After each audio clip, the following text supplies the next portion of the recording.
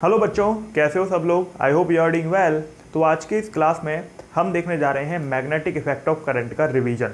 तो बच्चों, magnetic effect of current आपका काफ़ी इंपॉर्टेंट टॉपिक है, ठीक है। और ये काफ़ी बड़ा भी होगा हमारे लिए, बहुत कुछ इसमें कवर करना होता है। तो बहुत सारे सब टॉपिक्स होते हैं जो इसमें हमें कवर करने हैं। तो पहले हम स्टार्ट करेंगे ऑरस्टेड एक्सपेरिमेंट से, ठीक है। ऑरस्टेड एक्सपेरिमेंट के बेसिक्स, फिर उसके बाद में कुछ और बेसिक्स पढ़ेंगे, फिर उसके बाद में हम आगे बढ़ते जाएंगे। काफ़ी इंटरेस्टिंग होने वाला है। मैंने काफ़ी मेहनत करी है इसको बनाने में, आप इसका पूरा फ़ायदा उठाएं, ठीक है। और प्रॉपर रिवीजन करें और क्वेश्चंस करें और आगे बढ़ते जाएं, शॉर्ट नोट्स बनाएं, फॉर्मूले लिखते जाएं, ठीक है। तो बच्चों, ऑरस्टेड एक्सपेरिमेंट की बात करें तो कंक्लूजन था ऑरस्टेड का, जब भी कोई करंट कैरिंग वायर आपका मैग्नेटिक फील्ड प्रोड्यूस करता है, मतलब जब भी कोई वायर होगा जो करंट कैरिंग है, तो वो अपने चारों तरफ मैग्नेटिक फील्ड प्रोड्यूस करता है। तो जैसे फॉर एग्जांपल ये एक करंट कैरिंग वायर है, ठीक है, जिसमें आई करंट फ्लो कर रही है, तो ये अपने चारों तरफ मैग्नेटिक फील्ड प्रोड्यूस करेगा। अब यहाँ पर देखो, मान लो ये कोई पॉइंट है, ओके। अब ये जो वायर है ये आपका मैग्नेटिक फील्ड प्रोड्यूस करता है, इलेक्ट्रिक फील्ड प्रोड्यूस नहीं करता है। क्योंकि अगर आप देखें तो मान लो ये इस वायर की वजह से इस पॉइंट पर, मान लो इस वायर के अंदर पॉजिटिव चार्ज थे, तो उनकी वजह से इलेक्ट्रिक फील्ड बाहर की तरफ है, लेकिन इसमें नेगेटिव चार्ज भी तो हो सकते हैं, तो उनकी वजह से इलेक्ट्रिक फील्ड अंदर की तरफ भी हो सकता है। तो ई नेट की वैल्यू हमारी 0 है, जबकि नेट मैग्नेटिक फील्ड हमारा नॉट इक्वल टू 0 है। मतलब क्या हुआ कि एक करंट कैरिंग वायर की वजह से किसी पॉइंट पर मैग्नेटिक फील्ड आपका नॉट इक्वल टू 0 होता है, वो अपने चारों तरफ एक मैग्नेटिक फील्ड प्रोड्यूस कर लेता है, लेकिन इलेक्ट्रिक फील्ड 0 होता है। तो ये आपको ध्यान रखना है।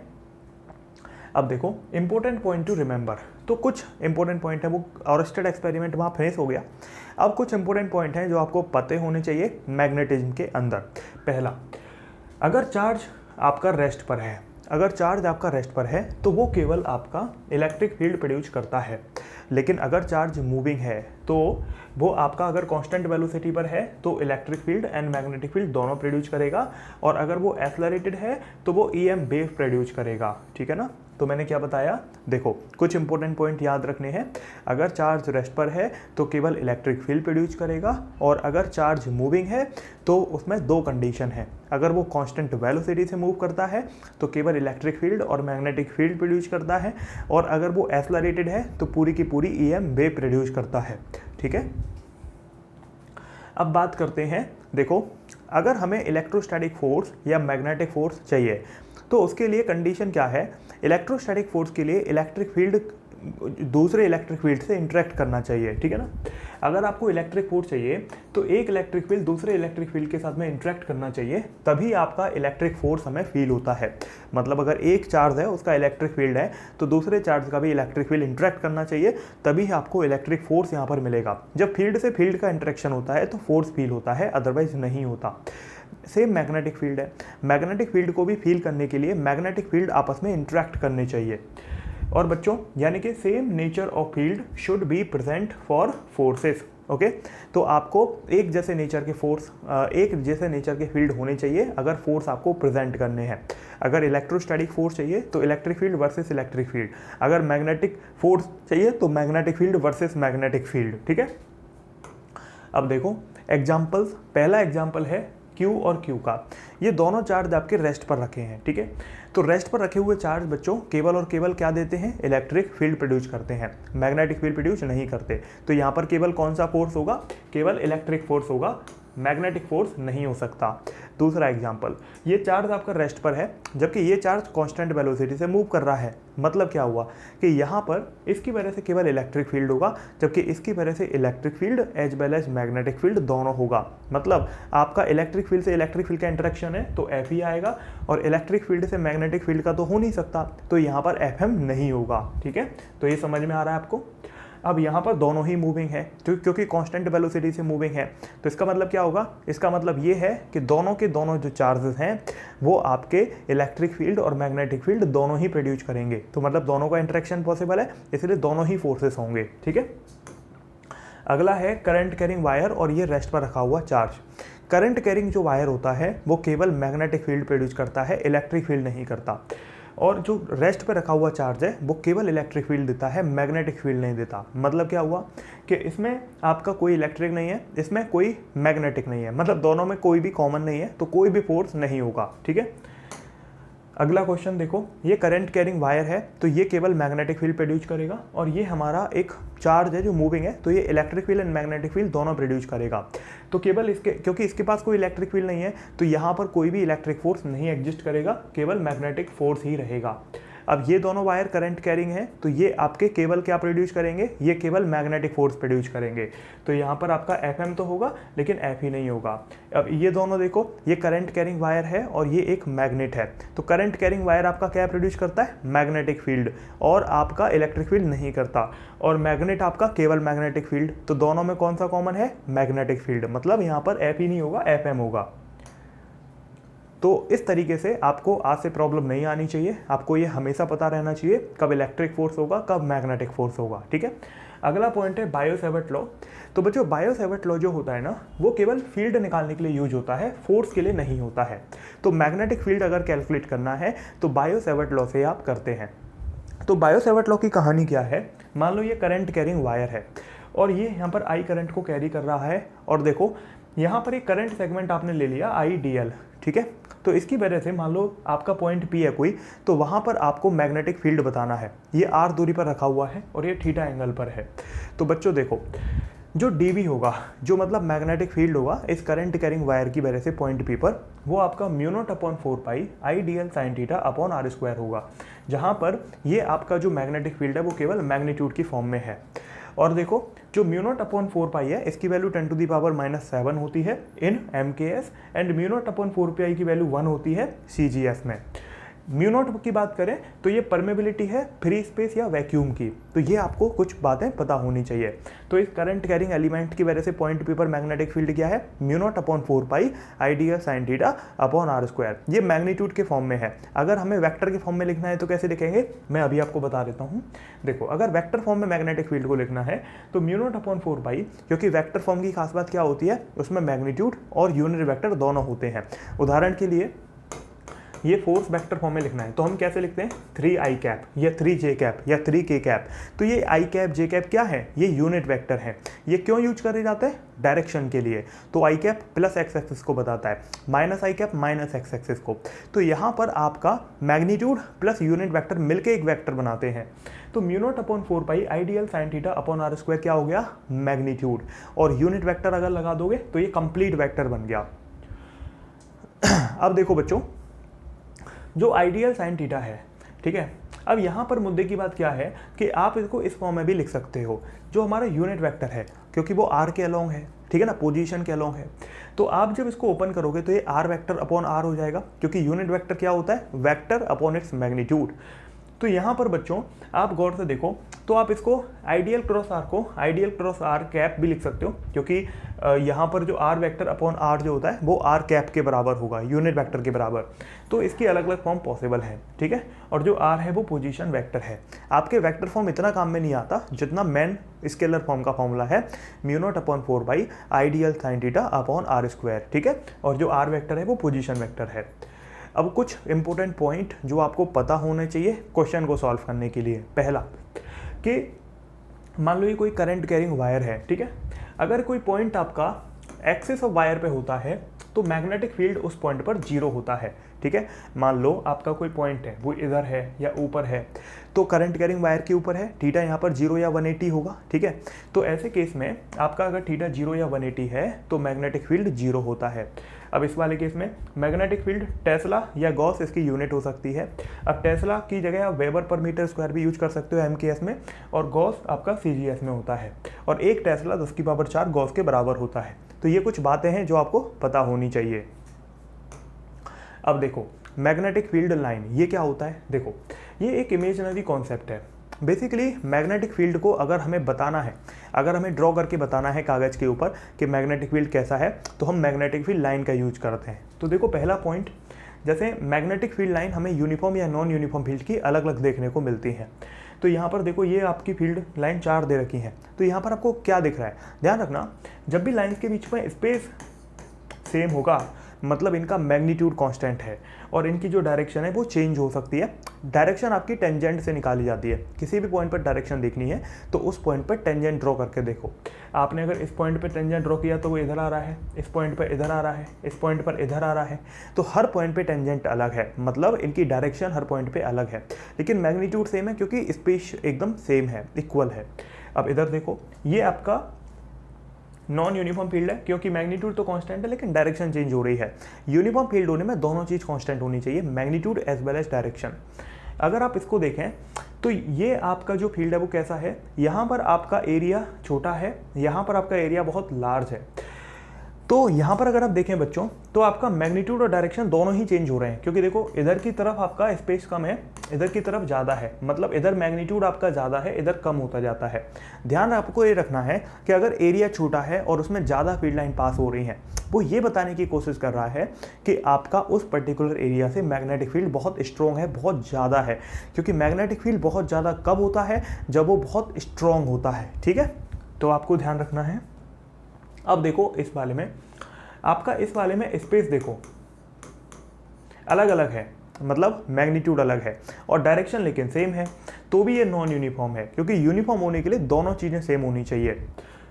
इसको देखो, यहाँ पर आपका स्पेस और डायरेक्शन दोनों सेम है, तो ये यूनिफॉर्म है। अब इसको देखो, यहाँ पर भी आपका स्पेस भी सेम है और यूनिफॉर्म डायरेक्शन है, तो ये भी यूनिफॉर्म है।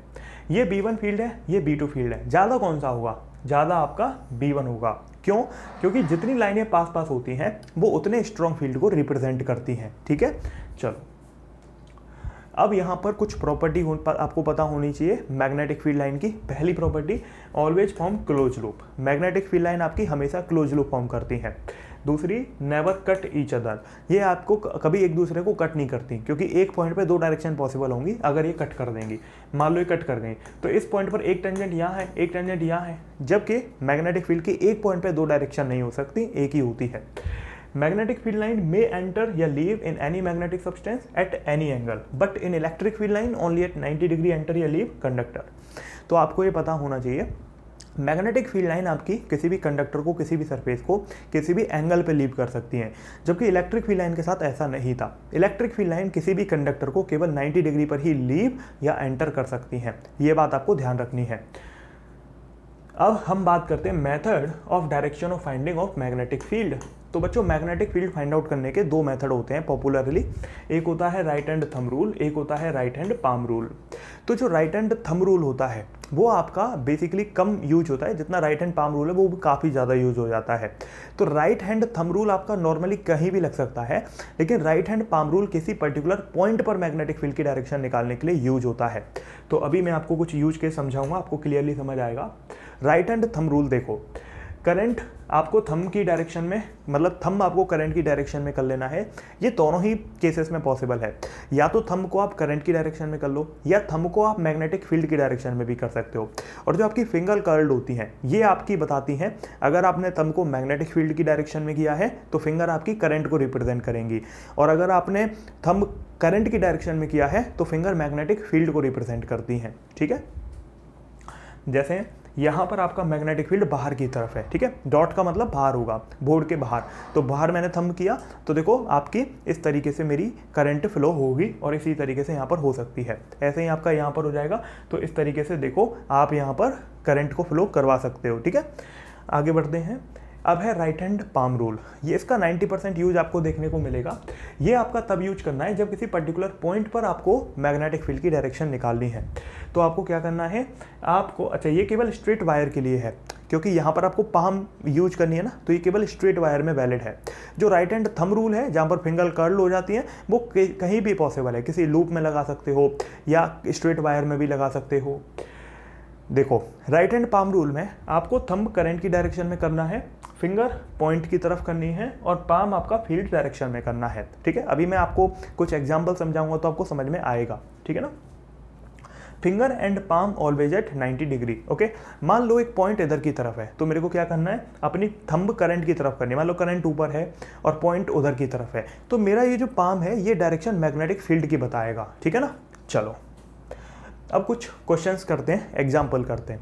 पहला वाला देखो, करंट ऊपर की तरफ है, तो पॉइंट क्यू पर देखो आप राइट हैंड पाम रूल लगाओ, करंट ऊपर की तरफ है, पॉइंट क्यू की तरफ आप फिंगर करो तो आपका पाम बाहर की तरफ आ रहा है, मतलब मैग्नेटिक फील्ड बाहर की तरफ हो गया। इस वाले पे अगर आप गौर से देखोगे तो इस वाले पे यहाँ से देखो करंट इधर की तरफ है और पी पॉइंट उधर की तरफ है, तो देखो पाम अंदर की तरफ आ रहा है तो मैग्नेटिक फील्ड अंदर की तरफ हो गया।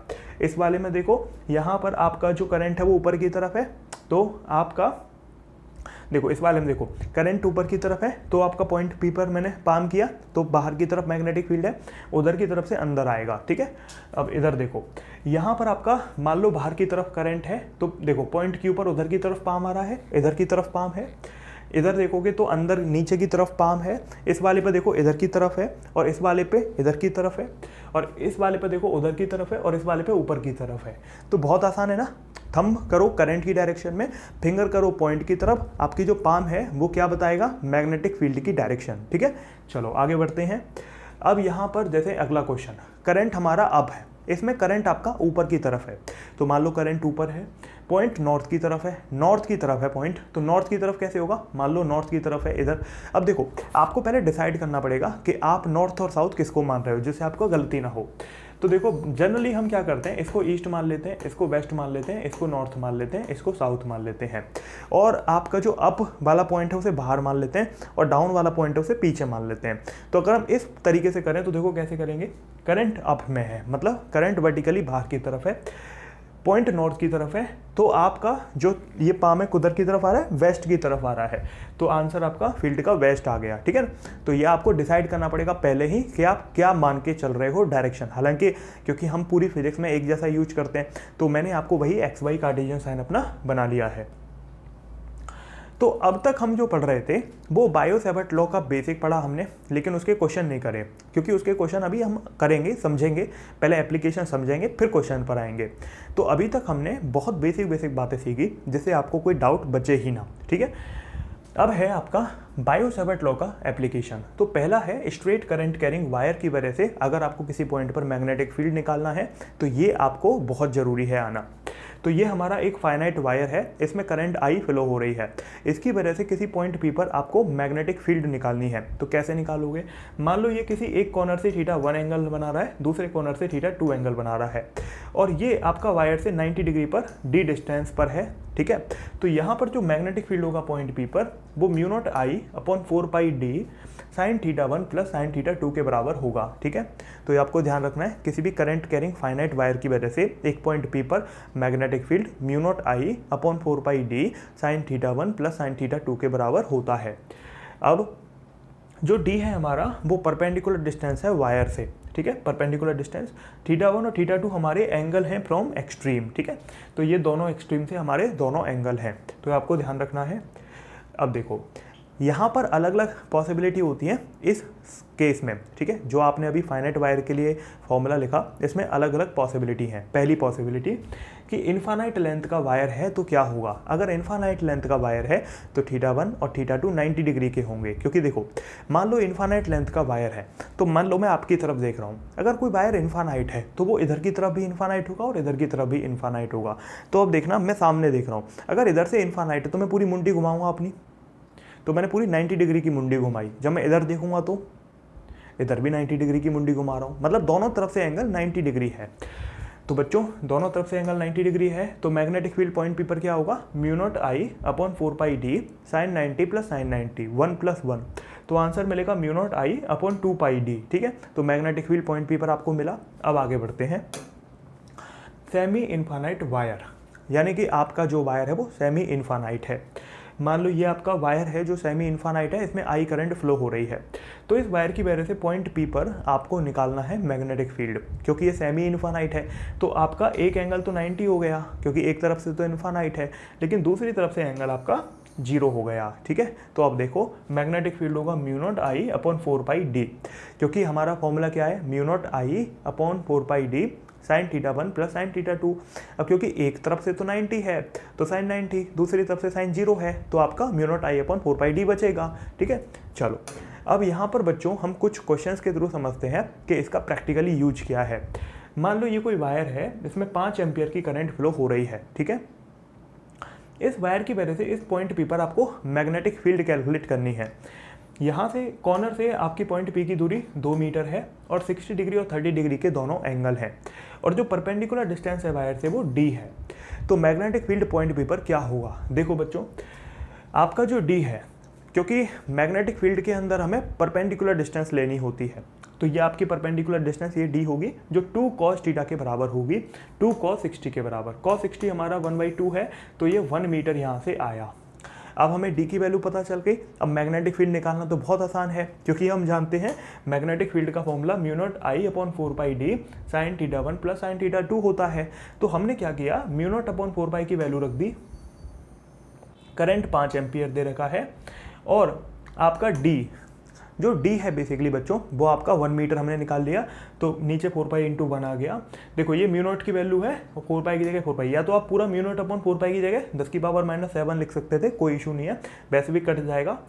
अब sin θ1, अब गौर से देखना, एक तरफ से थीटा 60 है, दूसरे से आपका 30 है, दूसरे कॉर्नर से, तो sin 60 प्लस 30, तो 1/2 sin 30 के लिए और ये sin 60 के लिए। इसको सॉल्व करोगे तो 5 × 10⁻⁷ √3 + 1/2 आंसर आएगा पॉइंट बी पर मैग्नेटिक फील्ड इस फाइनाइट वायर की वजह से।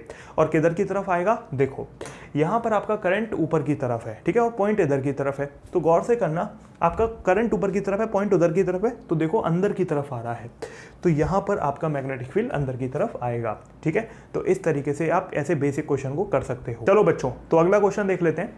नेक्स्ट क्वेश्चन यहाँ पर है कि आपका ये एक वायर है और ये जो वायर है बेसिकली ये इन्फानाइट है एक साइड से, और दूसरी साइड से जो पॉइंट है वो असल में आपका यहाँ पर होने की जगह थोड़ा नीचे है, थोड़ा एक एंगल पे नीचे है 60 डिग्री पर, और ये जो डिस्टेंस है वायर के एंड से पॉइंट बी की वो r है। तो यहाँ पर ऐसे क्वेश्चंस को कैसे अप्रोच करें, ये एक जानने वाली बात है। आपको देखो एक तरीका यूज करना है ऐसे क्वेश्चंस को सॉल्व करने के लिए। क्या करना है आपको, क्या करना है, जितना ये यहाँ पर गैप है, ठीक है, उतनी डिस्टेंस का, उतनी लेंथ का एक वायर का टुकड़ा ले लो और वो जो वायर का टुकड़ा है उसको ऐड कर दो। ठीक है, अब आप कहेंगे सर ऐसे कैसे कर सकते हैं, खुद से ऐड कर दिया? नहीं, आपको क्या करना है, देखो आपको बेसिकली एक वायर का टुकड़ा ऐड करना है जिधर करंट की डायरेक्शन है उधर, और एक अपोजिट वायर का टुकड़ा ऐड करना है जो उसके अपोजिट करंट लेके जा रहा है, तो नेट इफेक्ट जीरो हो जाएगा। जो इसकी वजह से मैग्नेटिक फील्ड आएगा वो इसकी वजह से अपोजिट हो जाएगा, तो नेट इफेक्ट इनका जीरो है। तो ऐड करना और ना ऐड करना एक ही जैसा हो गया। तो आपने क्या किया, अपनी प्रॉब्लम सॉल्व कर ली, आपने ये वायर को कंप्लीट कर दिया। तो अब ये वायर सेमी इन्फानाइट वायर की तरह बिहेव करेगा, क्योंकि एक एंड से तो पॉइंट पी है और ऊपर की तरफ से इन्फानाइट है। जबकि आपने जब ये वाला टुकड़ा ऐड किया तो ये वाला आपका एक्स्ट्रा हडल बनेगा, जिसको आप मैग्नेटिक फील्ड में से माइनस कर देना। तो हो गया काम अपना सॉल्व। देखो हमें यहाँ पर दो वायर हो गए जिनकी वजह से मैग्नेटिक फील्ड देखना है। पहला आपका ये वाला वायर हो गया, तो मैंने यहाँ पर ले लिया। तो अब देखो यहाँ से डिस्टेंस कितनी है पॉइंट पी की, यहाँ पर r है, तो ये वाली r cos 60 हो जाएगी। तो आपकी जो डिस्टेंस है वो r cos 60 है पॉइंट p तक इस एंड से। तो ये तो आपका B1 हो गया। अब आपकी डायरेक्शन क्या होगी करंट की, आप जानते हो, जिधर आपका करंट है उधर थंब करना है और जिधर पॉइंट है उधर फिंगर करो। तो आपने क्या किया, करंट की डायरेक्शन में थंब किया और पॉइंट की तरफ फिंगर करी, तो पाम अंदर की तरफ आ गया, तो मैग्नेटिक फील्ड अंदर की तरफ है। अब इधर देखो, उस वाले में आपने करंट को नीचे भेजा, ठीक है, तो आपकी करंट की डायरेक्शन क्या होगी, मतलब मैग्नेटिक फील्ड की डायरेक्शन बाहर की तरफ होगी, ठीक है ना। तो अब यहाँ पर इस वाले की वजह से बाहर की वजह से और बड़े वाले की वजह से अंदर की तरफ है, तो नेट मैग्नेटिक फील्ड क्या होगा, बड़े में से छोटा घटा दो, तो नेट मैग्नेटिक फील्ड होगा B1 - B2, और वो नेट अंदर की तरफ होगा क्योंकि बड़े वाले वायर की वजह से ज़्यादा होगा। तो अब देखो B1 क्या है, B1 आपका बड़े वाले वायर की वजह से मैग्नेटिक फील्ड है। तो अब क्योंकि बड़ा वाला वायर आपका कैसा है, सेमी इन्फानाइट, तो सेमी इन्फानाइट की वजह से कितना होता है, μ0I/4πd, तो आपने μ0I/4πd। अब d हमारी परपेंडिकुलर डिस्टेंस होती है वायर से पॉइंट की, जो कितनी है, r cos 60 है, माइनस B2, तो छोटे वाले वायर की वजह से मैग्नेटिक फील्ड कितना होगा, तो वो होगा μ0I/4πd, ठीक है, sin 60। क्योंकि अगर आप गौर से देखें तो ये जो छोटा वाला वायर था इसकी वजह से एक एंगल तो आपका बिल्कुल आपका यहाँ पर हो गया 0 पर, और एक कॉर्नर से 60 डिग्री पर हो गया, ठीक है, तो आपका sin 60 आ गया। तो अब सॉल्व कर लो, cos 60 होता है बच्चों 1/2, तो आपका cos 60 1/2 हो गया, तो ये 2πr बचेगा। ये भी आपका 1/2, तो ये 2πr बचेगा, और ये √3/2, तो इसको सॉल्व कर लो। म्यू0 I/2πr बाहर चला गया, अंदर 1 माइनस √3/2 बचेगा, और नेट आपका ये अंदर की तरफ होगा। ठीक है, तो इस तरीके से हमें ऐसे क्वेश्चन को सॉल्व करना होता है। आगे बढ़ते हैं। अब यहाँ पर है magnetic field due to circular arc. तो एक सर्कुलर आर्क की वजह से मैग्नेटिक फील्ड क्या होगा, देखो एट सेंटर, ये हमारा एक सर्कुलर आर्क है, इसकी वजह से सेंटर पे मैग्नेटिक फील्ड क्या होगा। देखो करंट की डायरेक्शन मेरी तरफ है, तो आपने फिंगर कर्ल करी, तो इस तरीके से फिंगर कर्ल करो तो अंदर की तरफ है मैग्नेटिक फील्ड, तो इस पर अंदर की तरफ है जो कितना है म्यू0 I थीटा अपॉन 4πr। ठीक है, म्यू0 I थीटा अपॉन 4πr। तो आपको ध्यान रखना है किसी भी आर्क की वजह से पॉइंट पर सेंटर पर जो आपका मैग्नेटिक फील्ड होता है वो म्यू0 I थीटा अपॉन 4πr होता है। तो अब यहाँ पर जो थीटा है वो एंगल है जो रेडियन में लेना है। ठीक है, पाई रेडियन बच्चों 180 डिग्री के बराबर होता है, तो आर आपकी रेडियस है। तो ये सारी बातें आपको ध्यान रखनी है, अभी मैं क्वेश्चन कराऊंगा तो क्लैरिटी आएगी। ठीक है, अब देखो ये जो आर्क है इसमें अलग अलग केस पॉसिबल हैं। पहला केस है आपका फॉर सर्कुलर लूप, मतलब ये जो आर्क है अगर ये आपने पूरा लूप ले लिया, तो अगर आपने पूरा लूप ले लिया तो करंट फ्लो होगा, तो करंट फ्लो होने की वजह से मैग्नेटिक फील्ड बाहर की तरफ होगा, तो आपका थीटा 2π हो गया। ठीक है ना, तो B0 म्यू0 I/4πr है, और इधर आपने थीटा की जगह 2π लिख दिया क्योंकि आपको यहाँ पर रेडियन में एंगल लेना होता है। तो आपका 2π से 4π कट गया 2 बार, तो आपका म्यू0 I/2r मिला। यानी कि अगर आप एक आर्क की जगह पूरा लूप ले लेते हैं तो आपको मैग्नेटिक फील्ड सेंटर पे म्यू0 I/2r मिलता है, और ये बहुत ज़रूरी फॉर्मूला है, आपको एकदम ध्यान रखना है क्योंकि ये ज़्यादातर क्वेश्चन में आगे काम आएगा। ठीक है, अब देखो हमारी दो पॉसिबिलिटी हैं। मान लो कि आपने वायर को एक बार लपेटा तो उसे हम लूप बोलेंगे, और वायर को आपने एक से ज़्यादा बार लपेटा तो उसको हम कॉइल बोलेंगे। तो ये हो गया n की वैल्यू 1, आपने जब एक बार लपेटा, और जब आपने एक से ज़्यादा लपेटा तो यहाँ पर नंबर ऑफ टर्न एक से ज़्यादा हो गए। तो ठीक है, अब देखो अगर वो लूप है तो मैग्नेटिक फील्ड म्यू0 I/2r होगा। अगर वो मतलब लूप है, अगर वो कॉइल है एक से ज़्यादा बार लपेटा है तो आपका मैग्नेटिक फील्ड म्यू0 NI/2r हो जाएगा। बस आपका ये एक बार के लिए है, ये n टाइम के लिए है, तो आपने n से मल्टीप्लाई कर दिया। ठीक है, अब देखो सेमी सर्कुलर लूप, अभी तक हमने पूरा लूप देखा। अब मान लो आपका जो लूप है वो आधा है, आधी बार आपने लपेटा है, तो बच्चों थीटा क्या होगा, अब की बार पाई होगा 180 डिग्री, तो यहाँ पर थीटा की वैल्यू पाई है, तो म्यू0 I/4πr इंटू थीटा, थीटा की जगह पाई डाला, पाई से पाई कट गया, तो ये म्यू0 I/4r है। वैसे भी पूरे सर्कल के लिए म्यू0 I/2r था, तो आधे सर्कल के लिए आधा हो जाएगा म्यू0 I/4r। ठीक है, चलो अब यहाँ पर है फॉर कांस्टेंट लेंथ वायर, तो ये एक इंपॉर्टेंट नोट है जो आपको ध्यान रखना है। देखो फॉर कांस्टेंट लेंथ वायर, अगर आप देखें आपने एक कांस्टेंट लेंथ का वायर लिया और वो जो वायर है उसको आपने एक सर्कल में लपेट दिया, तो अब आपने क्या किया, आपने उसको बार बार टर्न किया, तो n टाइम आपने लपेटा। तो मान लो आपने 2πr का सर्कल बनाया, क्योंकि आपने बार बार n टाइम बार लपेटा है, तो आपकी जो लेंथ ऑफ वायर है वो n इंटू 2πr आ गई। तो यहाँ से जो 2π है वो अपॉन में चला गया, L/2π हमारा कांस्टेंट है और ये n इंटू r के बराबर बचेगा। तो L/2π हमारा n r के बराबर आ गया और जो कांस्टेंट है। तो यहाँ से बड़ा एक आइडिया लगता है, एक मतलब एक बड़ा इंसाइट मिलता है। जो nr है वो कांस्टेंट है, ठीक है, जो nr की वैल्यू है वो कांस्टेंट है। n क्या है, n है नंबर ऑफ टर्न, r क्या है रेडियस, तो आपका n और r का जो मल्टीप्लिकेशन है वो कांस्टेंट है। अब यहाँ पर देखो मैग्नेटिक फील्ड म्यू0 NI/2r होता है। अब देखो जो हमारा n है, क्या हम उसको रिप्लेस कर सकते हैं, इस वाली वैल्यू से कर सकते हैं। क्या होगा, n की जगह पर आप कांस्टेंट अपॉन r लिख सकते हो। तो मतलब क्या हुआ कि हमें यहाँ से एक इंसाइट मिला, जो मैग्नेटिक फील्ड है वो r स्क्वायर के डायरेक्टली इन्वर्सली प्रोपोर्शनल है। ठीक है, तो मैग्नेटिक फील्ड r स्क्वायर के इन्वर्सली प्रोपोर्शनल है, या फिर आप कह सकते हो n स्क्वायर के डायरेक्टली प्रोपोर्शनल है, क्योंकि n और r एक दूसरे के इन्वर्स हैं।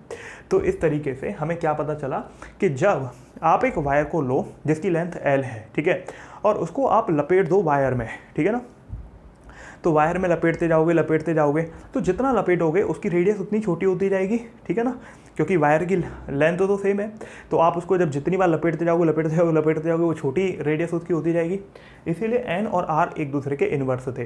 अब आपने क्या किया, आपने मैग्नेटिक फील्ड का रिलेशन निकाला, तो हमें क्या पता चला, हमें पता चला कि जो मैग्नेटिक फील्ड आता है सेंटर पे वो आपका रेडियस इसके स्क्वायर के इन्वर्स है और एन स्क्वायर के डायरेक्टली प्रोपोर्शनल है। ठीक है, तो ये बातें आपको पता होनी चाहिए।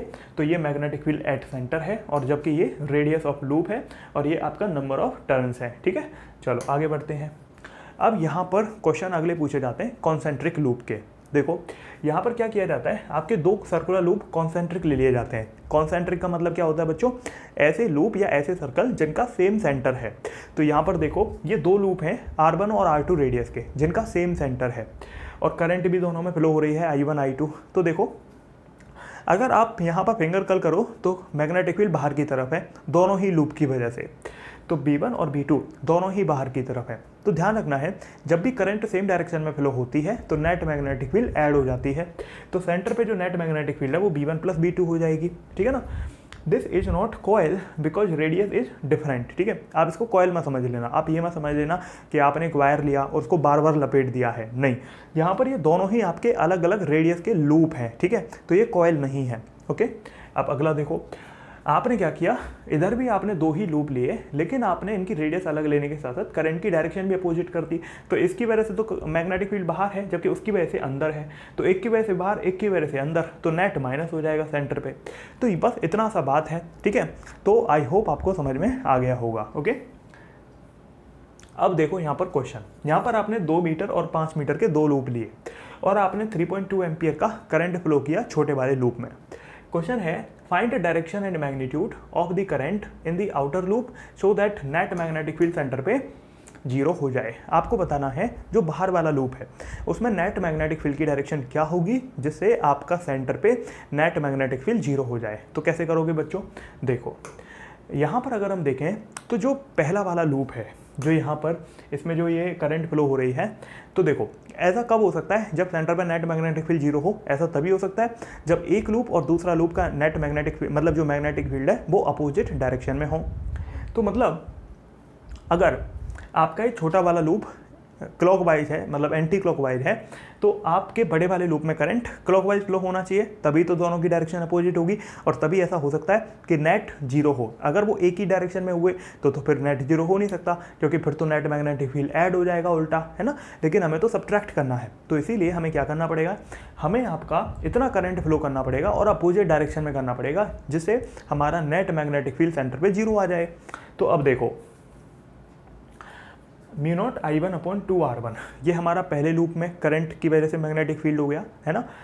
μ0 I2/2R2 ये दूसरे लूप में हो गया। दोनों बराबर होने चाहिए, अपोजिट डायरेक्शन में होने चाहिए, तभी नेट मैग्नेटिक फील्ड 0 मिलेगा।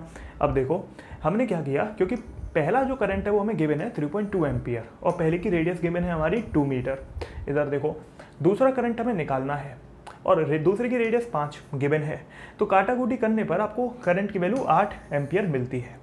अब पहला करंट क्योंकि एंटी क्लॉकवाइज है तो दूसरा करंट क्लॉकवाइज होना चाहिए, तभी ऐसा हो सकता है कि नेट मैग्नेटिक फील्ड आपका अपोजिट डायरेक्शन में आएगा और दोनों एक दूसरे को काट देंगे। ठीक है, तो ये आपका क्लॉकवाइज डायरेक्शन में हो जाएगा।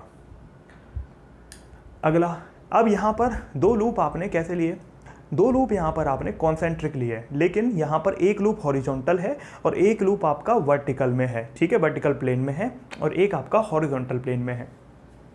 जो पहला लूप है उसकी रेडियस आपकी R1 है। ठीक है, अब यहाँ पर देखो आपने जो हॉरिजॉन्टल लूप है उसमें I1 करंट फ्लो किया और जो आपका वर्टिकल लूप है उसमें I2 करंट फ्लो किया है। तो हमें पता है कि मैग्नेटिक फील्ड की डायरेक्शन निकाली जा सकती है। कैसे, जो हॉरिजॉन्टल वाला लूप है उसमें आपने फिंगर कर्ल करी तो मैग्नेटिक फील्ड की डायरेक्शन ऊपर की तरफ है। जो वर्टिकल वाला लूप है उसमें कर्ल करोगे तो आपका साइड में है, मतलब दोनों मैग्नेटिक फील्ड के वेक्टर 90 डिग्री पर आ रहे हैं। मतलब क्या हुआ कि आपका जो नेट मैग्नेटिक फील्ड होगा अगर एक का ऊपर है तो एक का आपका 90 डिग्री पर है ना। तो यहाँ पर जो नेट मैग्नेटिक फील्ड है, क्योंकि दोनों वेक्टर हैं और दो वेक्टर जब 90 डिग्री पर होते हैं तो रिजल्टेंट क्या होता है, √B1² + B2² होता है।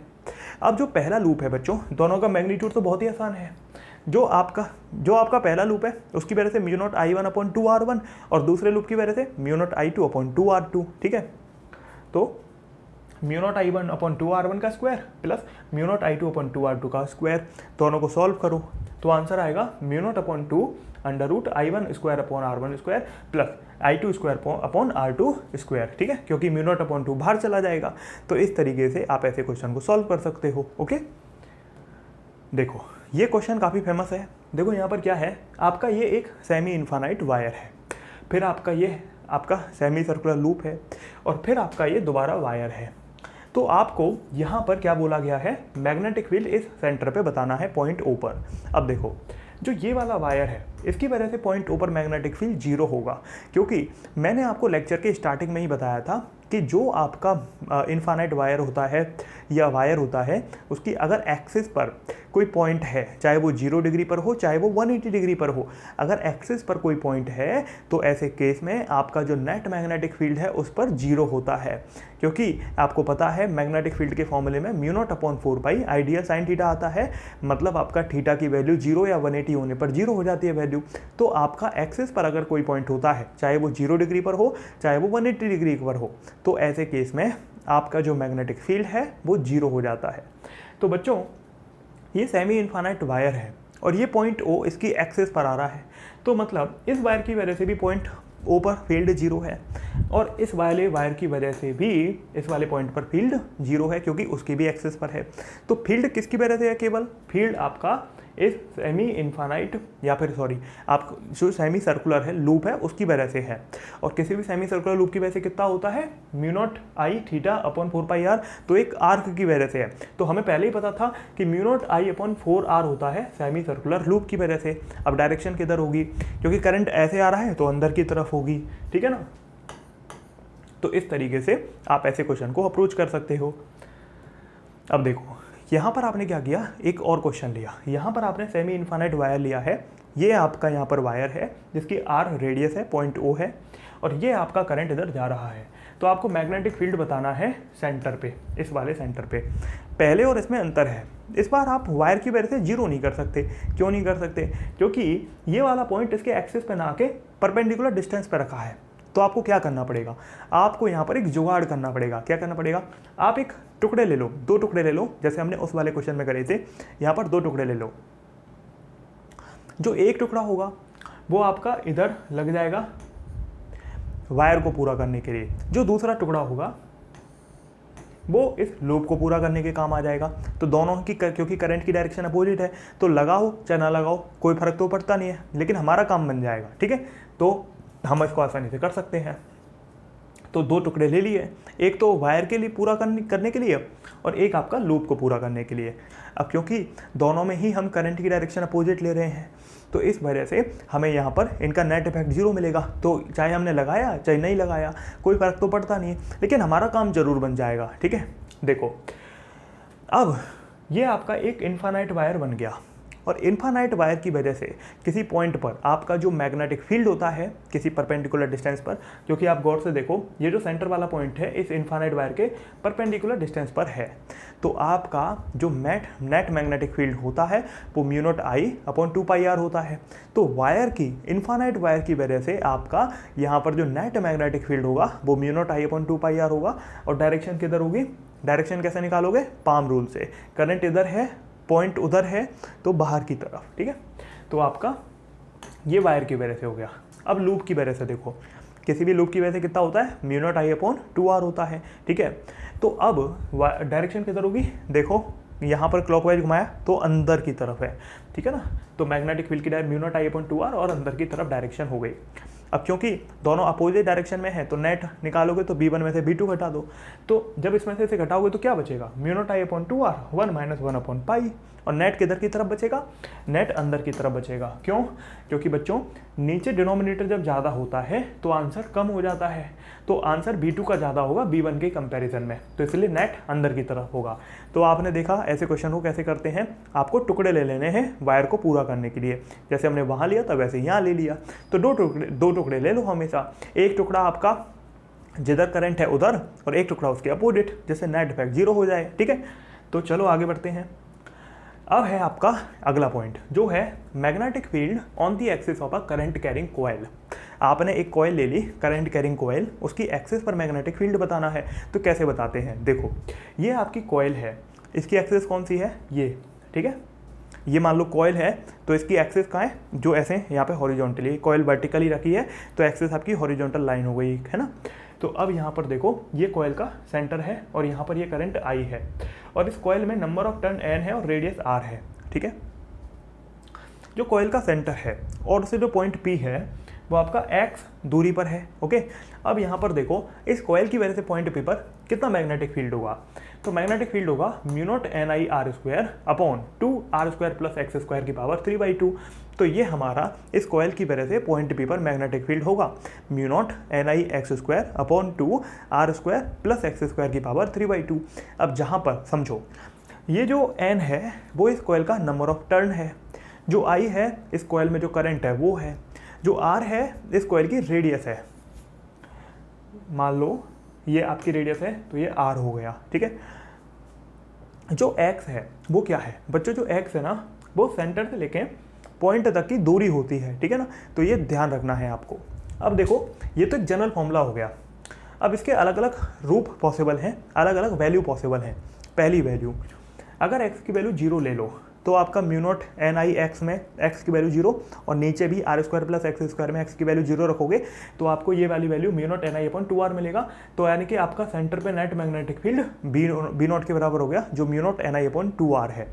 अब अगर x की वैल्यू R से ज़्यादा होगी, मतलब जो सर्कल है, मतलब जो लूप है, जो कॉइल है, अगर उसकी रेडियस छोटी है सेंटर से पॉइंट की दूरी से, तो आपका जो x है वो R से बहुत ज़्यादा है। तो ऐसे केस में mu naught NI R square upon 2 R square plus X square हो गया।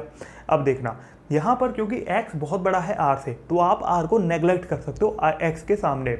तो आप यहाँ पर R को नेग्लेक्ट कर दो तो इधर x की पावर 2 बचेगा, 2 से 2 कट जाएगा तो x की पावर 3 बचेगा। तो क्या फॉर्मूला मिलेगा, mu naught NI R square upon 2 x की पावर 3। तो मैग्नेटिक फील्ड आपका x की पावर 3 पे डिपेंड कर गया इन्वर्सली, ठीक है। जब आपका x बहुत दूर है, मतलब जब कॉइल से पॉइंट बहुत दूर होता है तो मैग्नेटिक फील्ड बहुत तेजी से घटता है, x की पावर 3 से घट रहा है इन्वर्सली, ठीक है। अब देखो पिछली बार हमने क्या किया, पिछली बार हमने मैग्नेटिक फील्ड जो हमने पॉइंट x लिया है वो आपका सेंटर से बहुत दूर ले लिया। इस बार हम क्या करें, इस बार हमने जो पॉइंट लिया है वो बहुत पास ले लिया। हमारी रेडियस इतनी बड़ी है, मान लो रिंग बहुत बड़ी है, ठीक है, बहुत बड़ी रेडियस की है, पॉइंट बिल्कुल पास में रखा है, तो रेडियस बहुत बड़ी है x के कंपैरिजन में। तो बच्चों अगर रेडियस बहुत बड़ी है x के कंपैरिजन में, तो अगर x को आप इधर ले जाओ तो r, मतलब अगर आप x को इधर ले जाओ, r को इधर ले जाओ, सॉरी, ठीक है, r को आप इधर ले जाओ तो x अपॉन r 1 से कम हो जाएगा क्योंकि रेडियस बहुत बड़ी है। और जब डिनोमिनेटर बहुत बड़ा होता है तो आंसर बहुत छोटा हो जाता है, ठीक है ना।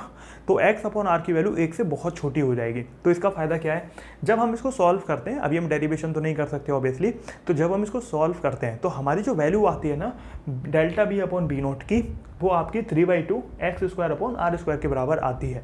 अब आप कहेंगे सर ये क्या चीज़ है, देखो ये असल में फ्रैक्शनल डिक्रीज है मैग्नेटिक फील्ड में with respect to B naught. मतलब आपका जो कॉइल है उसके सेंटर पे एक मैग्नेटिक फील्ड है, तो मैग्नेटिक फील्ड जो सेंटर पे है उसके कंपैरिजन में जैसे जैसे आप आगे बढ़ते जाओगे आपका किस पॉइंट पर कितना मैग्नेटिक फील्ड मिलेगा, उसका जो फ्रैक्शनल डिक्रीज आ रहा है वो आपका यहाँ पर हमने निकाला है 3/2 X square upon R square के बराबर, ठीक है। जहाँ पर एक्स हमारी ऑब्वियसली बात है डिस्टेंस है पॉइंट की और आर हमारी रेडियस है। देखो अगला केस क्या है, अगर आपने x की वैल्यू r/2 ले ली, मतलब जो पॉइंट की डिस्टेंस है वो रेडियस की आधी है, तो ऐसे केस में जब आप वैल्यू पुट करते हो तो आपको 0.72 time of B naught value मिलती है। मतलब जब आपकी रेडियस आधी हो जाती है, मतलब जो पॉइंट की डिस्टेंस है वो आधी रेडियस के बराबर होता है, तो ऐसे केस में 72% आपका मैग्नेटिक फील्ड यहाँ पर देखने को मिलता है, ठीक है। चलो आगे बढ़ते हैं। अब यहाँ पर जो हमने अभी पढ़ा उसको ग्राफ के फॉर्म में रिप्रेजेंट करा है। देखो सेंटर पे मैग्नेटिक फील्ड सबसे ज़्यादा है, कितना था, mu naught NI upon 2R, हम पहले भी पढ़ चुके हैं कॉइल के सेंटर पे। तो अब देखो कॉइल के आगे आगे जैसे हम जाते जा रहे हैं फील्ड कम होता जा रहा है। आपको याद होगा जैसे जैसे हम आगे बढ़ते जा रहे थे मैग्नेटिक फील्ड आपका इन्वर्सली था और वो भी x की पावर 3 के, ठीक है ना। और जब हम r/2 दूरी पर थे तो मैग्नेटिक फील्ड हमारा 0.72 टाइम्स था, मतलब थोड़ा कम डिक्रीज हुआ था, इतना तेजी से नहीं हुआ था। लेकिन उसके बाद में आपको याद है मैग्नेटिक फील्ड x की पावर 3 पे आ रहा था, मतलब बहुत तेज़ी से डिक्रीज हो रहा है। तो दोनों ही तरफ, ठीक है, मान लो बीच में कॉइल है तो राइट में जाओगे तो भी कम हो रहा है और लेफ्ट में इधर की तरफ जाओगे तो भी कम होगा। तो दोनों तरफ आपका बहुत तेज़ी से कम हो रहा है। तो ये बहुत इंपॉर्टेंट बात है जो आपको पता होनी चाहिए, ठीक है। चलो तो बच्चों, अब हम देखेंगे एम्पियर सर्किटल लॉ। तो एम्पियर सर्किटल लॉ क्या है? एम्पियर सर्किटल लॉ को हम ACL भी बोलते हैं। तो यहाँ पर क्या है, जैसे कि आपने गॉस लॉ पढ़ा था, वैसे यहाँ पर एम्पियर सर्किटल लॉ है। तो यहाँ इंटीग्रल B.TL होता है म्यू नॉट I इनक्लोज्ड के बराबर। मतलब एक एम्पीरियन लूप में जितना भी करंट एनक्लोज्ड है, अगर उसके अराउंड आपको मैग्नेटिक फील्ड निकालना है तो आप एम्पियर सर्किटल लॉ का यूज कर सकते हो, ठीक है। तो जो B होता है वो नेट मैग्नेटिक फील्ड है, ठीक है, और जो DL है वो लेंथ ऑफ एम्पीरियन लूप है। और ये आपका I इनक्लोज्ड सर्किट के अंदर, मतलब सॉरी लूप के अंदर जो आपने लूप लिया है, चाहे वो सर्कुलर है, सिलेंड्रिकल है, किसी भी फॉर्म का लूप है, तो उसके अंदर की करंट है, ठीक है। तो जैसे हमारा गॉस लॉ होता है वैसे ही एम्पियर सर्किटल लॉ है। गॉस लॉ इलेक्ट्रिक फील्ड के लिए है, ये हमारा मैग्नेटिक फील्ड के लिए है। अब यहाँ पर मैग्नेटिक फील्ड टू सोलेनोइड की अगर हम बात करें तो देखो, ये हमारा एक सिलेंड्रिकल फ्रेम है। आपने एक सिलेंड्रिकल फ्रेम लिया और उसके ऊपर एक वायर को लपेट दिया, तो ये हमारा सोलेनोइड होता है। तो यहाँ पर आपने करंट इसमें फ्लो करी। ध्यान रखना, आपको अगर सोलेनोइड में मैग्नेटिक फील्ड की डायरेक्शन फाइंड आउट करनी है तो कैसे करोगे? जिधर की तरफ करंट जा रही है उधर की तरफ फिंगर कर्ल करो, तो आपका जो थंब है वो मैग्नेटिक फील्ड को बता देता है। अब इधर देखो, आपका इसमें करंट ऊपर की तरफ जा रहा है, तो यहाँ पर गौर से देखना कि आपका जो करंट की डायरेक्शन है इस वाले में भी आपकी यहाँ पर देखो, यहाँ पर आपकी डायरेक्शन कुछ इस तरीके से है, तो यहाँ पर मैग्नेटिक फील्ड इधर होगा। उधर आपने ऊपर की तरफ भेजा, इधर आपने बुलाया, है ना, तो आपका जिधर थंब है उधर आपका मैग्नेटिक फील्ड की डायरेक्शन हो जाएगी, ठीक है। अब यहाँ पर देखो कुछ इंपॉर्टेंट पॉइंट जो सोलेनोइड के आपको पता होने चाहिए। पहला है, जो सोलेनोइड है वो यूनिफॉर्म मैग्नेटिक फील्ड प्रोड्यूस करने के काम आता है लॉन्ग रेंज का, ठीक है। तो जो सोलेनोइड है वो यूनिफॉर्म मैग्नेटिक फील्ड प्रोड्यूस करता है लॉन्ग रेंज के। दूसरा पॉइंट, सोलेनोइड फाइनाइट अगर डायमीटर लेंथ का 1:5 है, ठीक है ना। मतलब देखो, ये हमारा जो सोलेनोइड है ये इसकी लेंथ है और ये इसकी डायमीटर है। अगर डायमीटर और लेंथ का रेशियो 1:5 है, लेंथ 5 गुना ज़्यादा बड़ी है डायमीटर से, तो आपका सोलेनोइड फाइनाइट होता है। मतलब 1:5 है तो आपका फाइनाइट है। लेकिन अगर इसे ज़्यादा रेशियो है तो वो इन्फानाइट सोलेनोइड कहलाता है, ठीक है। इन्फानाइट अगर रेशियो आपका 1:5 से ज़्यादा है। Outside the solenoid magnetic field हमेशा 0 होता है। मतलब सोलेनोइड के बाहर किसी भी पॉइंट पर आप देखोगे तो मैग्नेटिक फील्ड 0 है। Inside the infinite solenoid uniform magnetic field assumed at axis, ठीक है। तो सोलेनोइड के अंदर आपका एक्सिस पर यूनिफॉर्म मैग्नेटिक फील्ड अज्यूम किया जाना है आपको। ये सोलेनोइड है, यहाँ पर आपका ये एक्सिस है। तो एक्सिस के किसी भी पॉइंट पर आप देखोगे तो आपको देखने को मिलेगा कि आपका सोलेनोइड के अंदर किसी भी पॉइंट पर एक्सिस के मैग्नेटिक फील्ड आपका यहाँ पर यूनिफॉर्म मिलेगा, ठीक है। तो आपको ध्यान रखना है। और आपका मैं भी बताऊंगा कितना मिलेगा, वो तो अभी थोड़ी देर में सीखेंगे। अब देखो, मैग्नेटिक फील्ड की हम वैल्यू देखते हैं कि आखिर सोलेनोइड में क्या क्या हो सकती है। देखो, magnetic field at the axis of solenoid, ये सोलेनोइड है। अब मान लो आपको एक्सिस पे मैग्नेटिक फील्ड फाइंड आउट करना है। मान लो ये सोलेनोइड है और ये सोलेनोइड का सेंटर है, ठीक है। अब यहाँ पर देखो, एक कॉर्नर से मान लो आपका θ1 एंगल है, दूसरे कॉर्नर से θ2 एंगल है और इसकी लेंथ मान लो L है। तो मैग्नेटिक फील्ड क्या होता है? Mu naught NI/2 cos θ1 minus cos θ2। तो ये हमारा मैग्नेटिक फील्ड होता है, जहाँ पर ये जो स्मॉल n है बच्चों, ये टर्न डेंसिटी है, या फिर आप कह सकते हो टर्न पर यूनिट लेंथ है। आप कह सकते हो नंबर, मतलब number of turn divide by per unit length. तो ये टोटल नंबर ऑफ टर्न्स है कैपिटल N की वैल्यू। तो क्या समझ आया? जो मैग्नेटिक फील्ड है वो mu naught NI/2 cos θ1 minus cos θ2 यहाँ पर आपको देखने को मिल रही है। तो आपको ध्यान रखना है θ1 और θ2 कहाँ से लेने हैं? θ1 और θ2 हमेशा क्लॉकवाइज लेने हैं, ये बात ध्यान रखना, ठीक है। देखो, मैंने दोनों ही एंगल क्लॉकवाइज लिए हैं, तो ये आपको ध्यान रखना जरूरी है। अब देखो, अगर इन्फानाइट लेंथ का सोलेनोइड है तो आपका देखो, इन्फानाइट लेंथ के सोलेनोइड पे आपका सेंटर पे मैग्नेटिक फील्ड क्या होगा? मान लो इन्फानाइट लेंथ है, ठीक है ना। तो अगर आप इन्फानाइट लेंथ है तो ये इन्फानाइट लंबा है, तो इधर से अगर एक साइड से देखोगे तो 0 है और दूसरा भी इन्फाइनाइट लंबा है, तो दूसरा आपको पूरा 180 घूमना पड़ेगा। तो एक एंगल 0 हो जाता है, एक एंगल 180 हो जाता है। तो अगर हम इस वाले फॉर्मूले में रखते हैं तो हमें जो वैल्यू मिलती है μ0 ni/2 cos 0 माइनस cos 180। तो cos 0 की वैल्यू 1 है और cos 180 की वैल्यू आपकी क्या होती है, -1 होती है। तो आपका ये 2 हो गया जुड़ के, तो 2 से 2 कट गया, तो केवल μ0 ni बचता है। और आपने पढ़ा होगा, आपने जब भी फॉर्मूला देखा होगा सोलेनॉइड की मैग्नेटिक फील्ड का, तो आपको μ0 ni ही दिखा होगा। ये आपका कब है, जब इन्फाइनाइट लेंथ की सोलेनॉइड है और सेंटर पे आपको मैग्नेटिक फील्ड निकालना है। और स्मॉल n क्या है, टर्न डेंसिटी है, number of turns per unit length. ठीक है, चलो अब इसमें देखो एट एंड पॉइंट, ये हमारी सोलेनॉइड है और ये हमारे एंड पॉइंट है। ठीक है, यहाँ पर अगर आपको फील्ड चाहिए तो देखो आपको क्या करना है, एक तरफ से आपने θ1 लिया, दूसरी तरफ से θ2 लिया। ठीक है ना, मैंने कहीं क्या बताया, अगर आपने एंड पॉइंट पे निकालना है तो हमेशा क्लॉकवाइज एंगल लोगे। तो जो पहला एंगल है वो तो 90 डिग्री है और जो दूसरा एंगल है वो कुछ भी हो सकता है। तो पहला तो 90 है, दूसरा आपका अगर ये इन्फाइनाइट है तो आपका दूसरा 180 होगा, अगर ये फाइनाइट है तो कोई एंगल होगा। लेकिन अगर इन्फाइनाइट है तो ये बिल्कुल एंड तक होगा, तो ये आपकी बहुत बिल्कुल नीचे हो जाएगी, तो ये 180 हो जाएगा।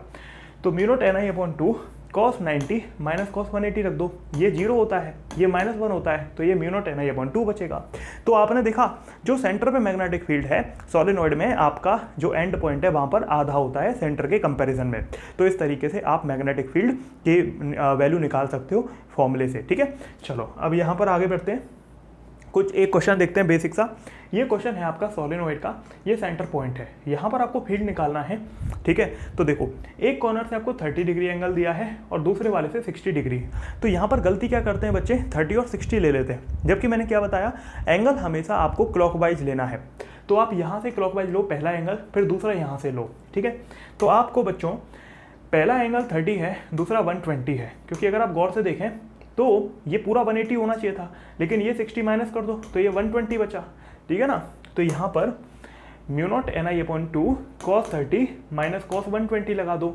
अब cos 30 कितना होता है, √3/2, cos 120 माइनस 1/2, तो ये +1/2 हो गया। तो वैल्यू मिली μ0 ni √3 + 1/4। तो इस तरीके से आप मैग्नेटिक फील्ड यहाँ पर निकाल सकते हो। ठीक है, आगे बढ़ते हैं। अब है आपका टॉरॉइड। देखो टॉरॉइड क्या होता है, जब जो सोलेनॉइड है अगर आप उसके दोनों हिस्सों को पकड़ो, दोनों एंड पॉइंट को पकड़ो और दोनों को जोड़ दो, तो आपका जो सर्कल फॉर्म में बन रहा है ना, ये टॉरॉइड होता है। ठीक है, तो इसलिए इसको बोला जाता है एंडलेस सोलेनॉइड। अब देखो यहाँ पर आपकी ये टॉरॉइड थी, तो आपने यहाँ पर वायर लपेटा। ठीक है, और ये आपकी एक्सिस है जो आप देख रहे हो, दिस इज एक्सिस।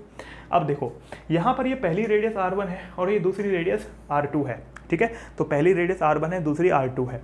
अब यहाँ पर बच्चों आपका जो मैग्नेटिक फील्ड है, क्योंकि आपको याद होगा सोलेनॉइड के बाहर भी मैग्नेटिक फील्ड 0 होता है और सोलेनॉइड के अंदर मैग्नेटिक फील्ड हमने निकाला ही था। तो सोलेनॉइड, क्योंकि देखो ये वाला जो हिस्सा था केवल ये सोलेनॉइड का था, है ना, लेकिन ये अगर आप गौर से देखें तो अगर सोलेनॉइड फ्लैट होता तो सोलेनॉइड के ऊपर भी बाहर है और नीचे भी आपका 0 है। तो जब आपने जोड़ा तो जो अंदर वाला एरिया है, ठीक है ना, वहाँ पर मैग्नेटिक फील्ड 0 है और जो बाहर वाला एरिया है वहाँ पर भी 0 है। तो टॉरॉइड के अंदर और टॉरॉइड के बाहर मैग्नेटिक फील्ड 0 है, क्योंकि ये असल में सोलेनॉइड के अंदर और बाहर वाले पॉइंट थे। ठीक है, मतलब ऊपर और नीचे वाले, है ना।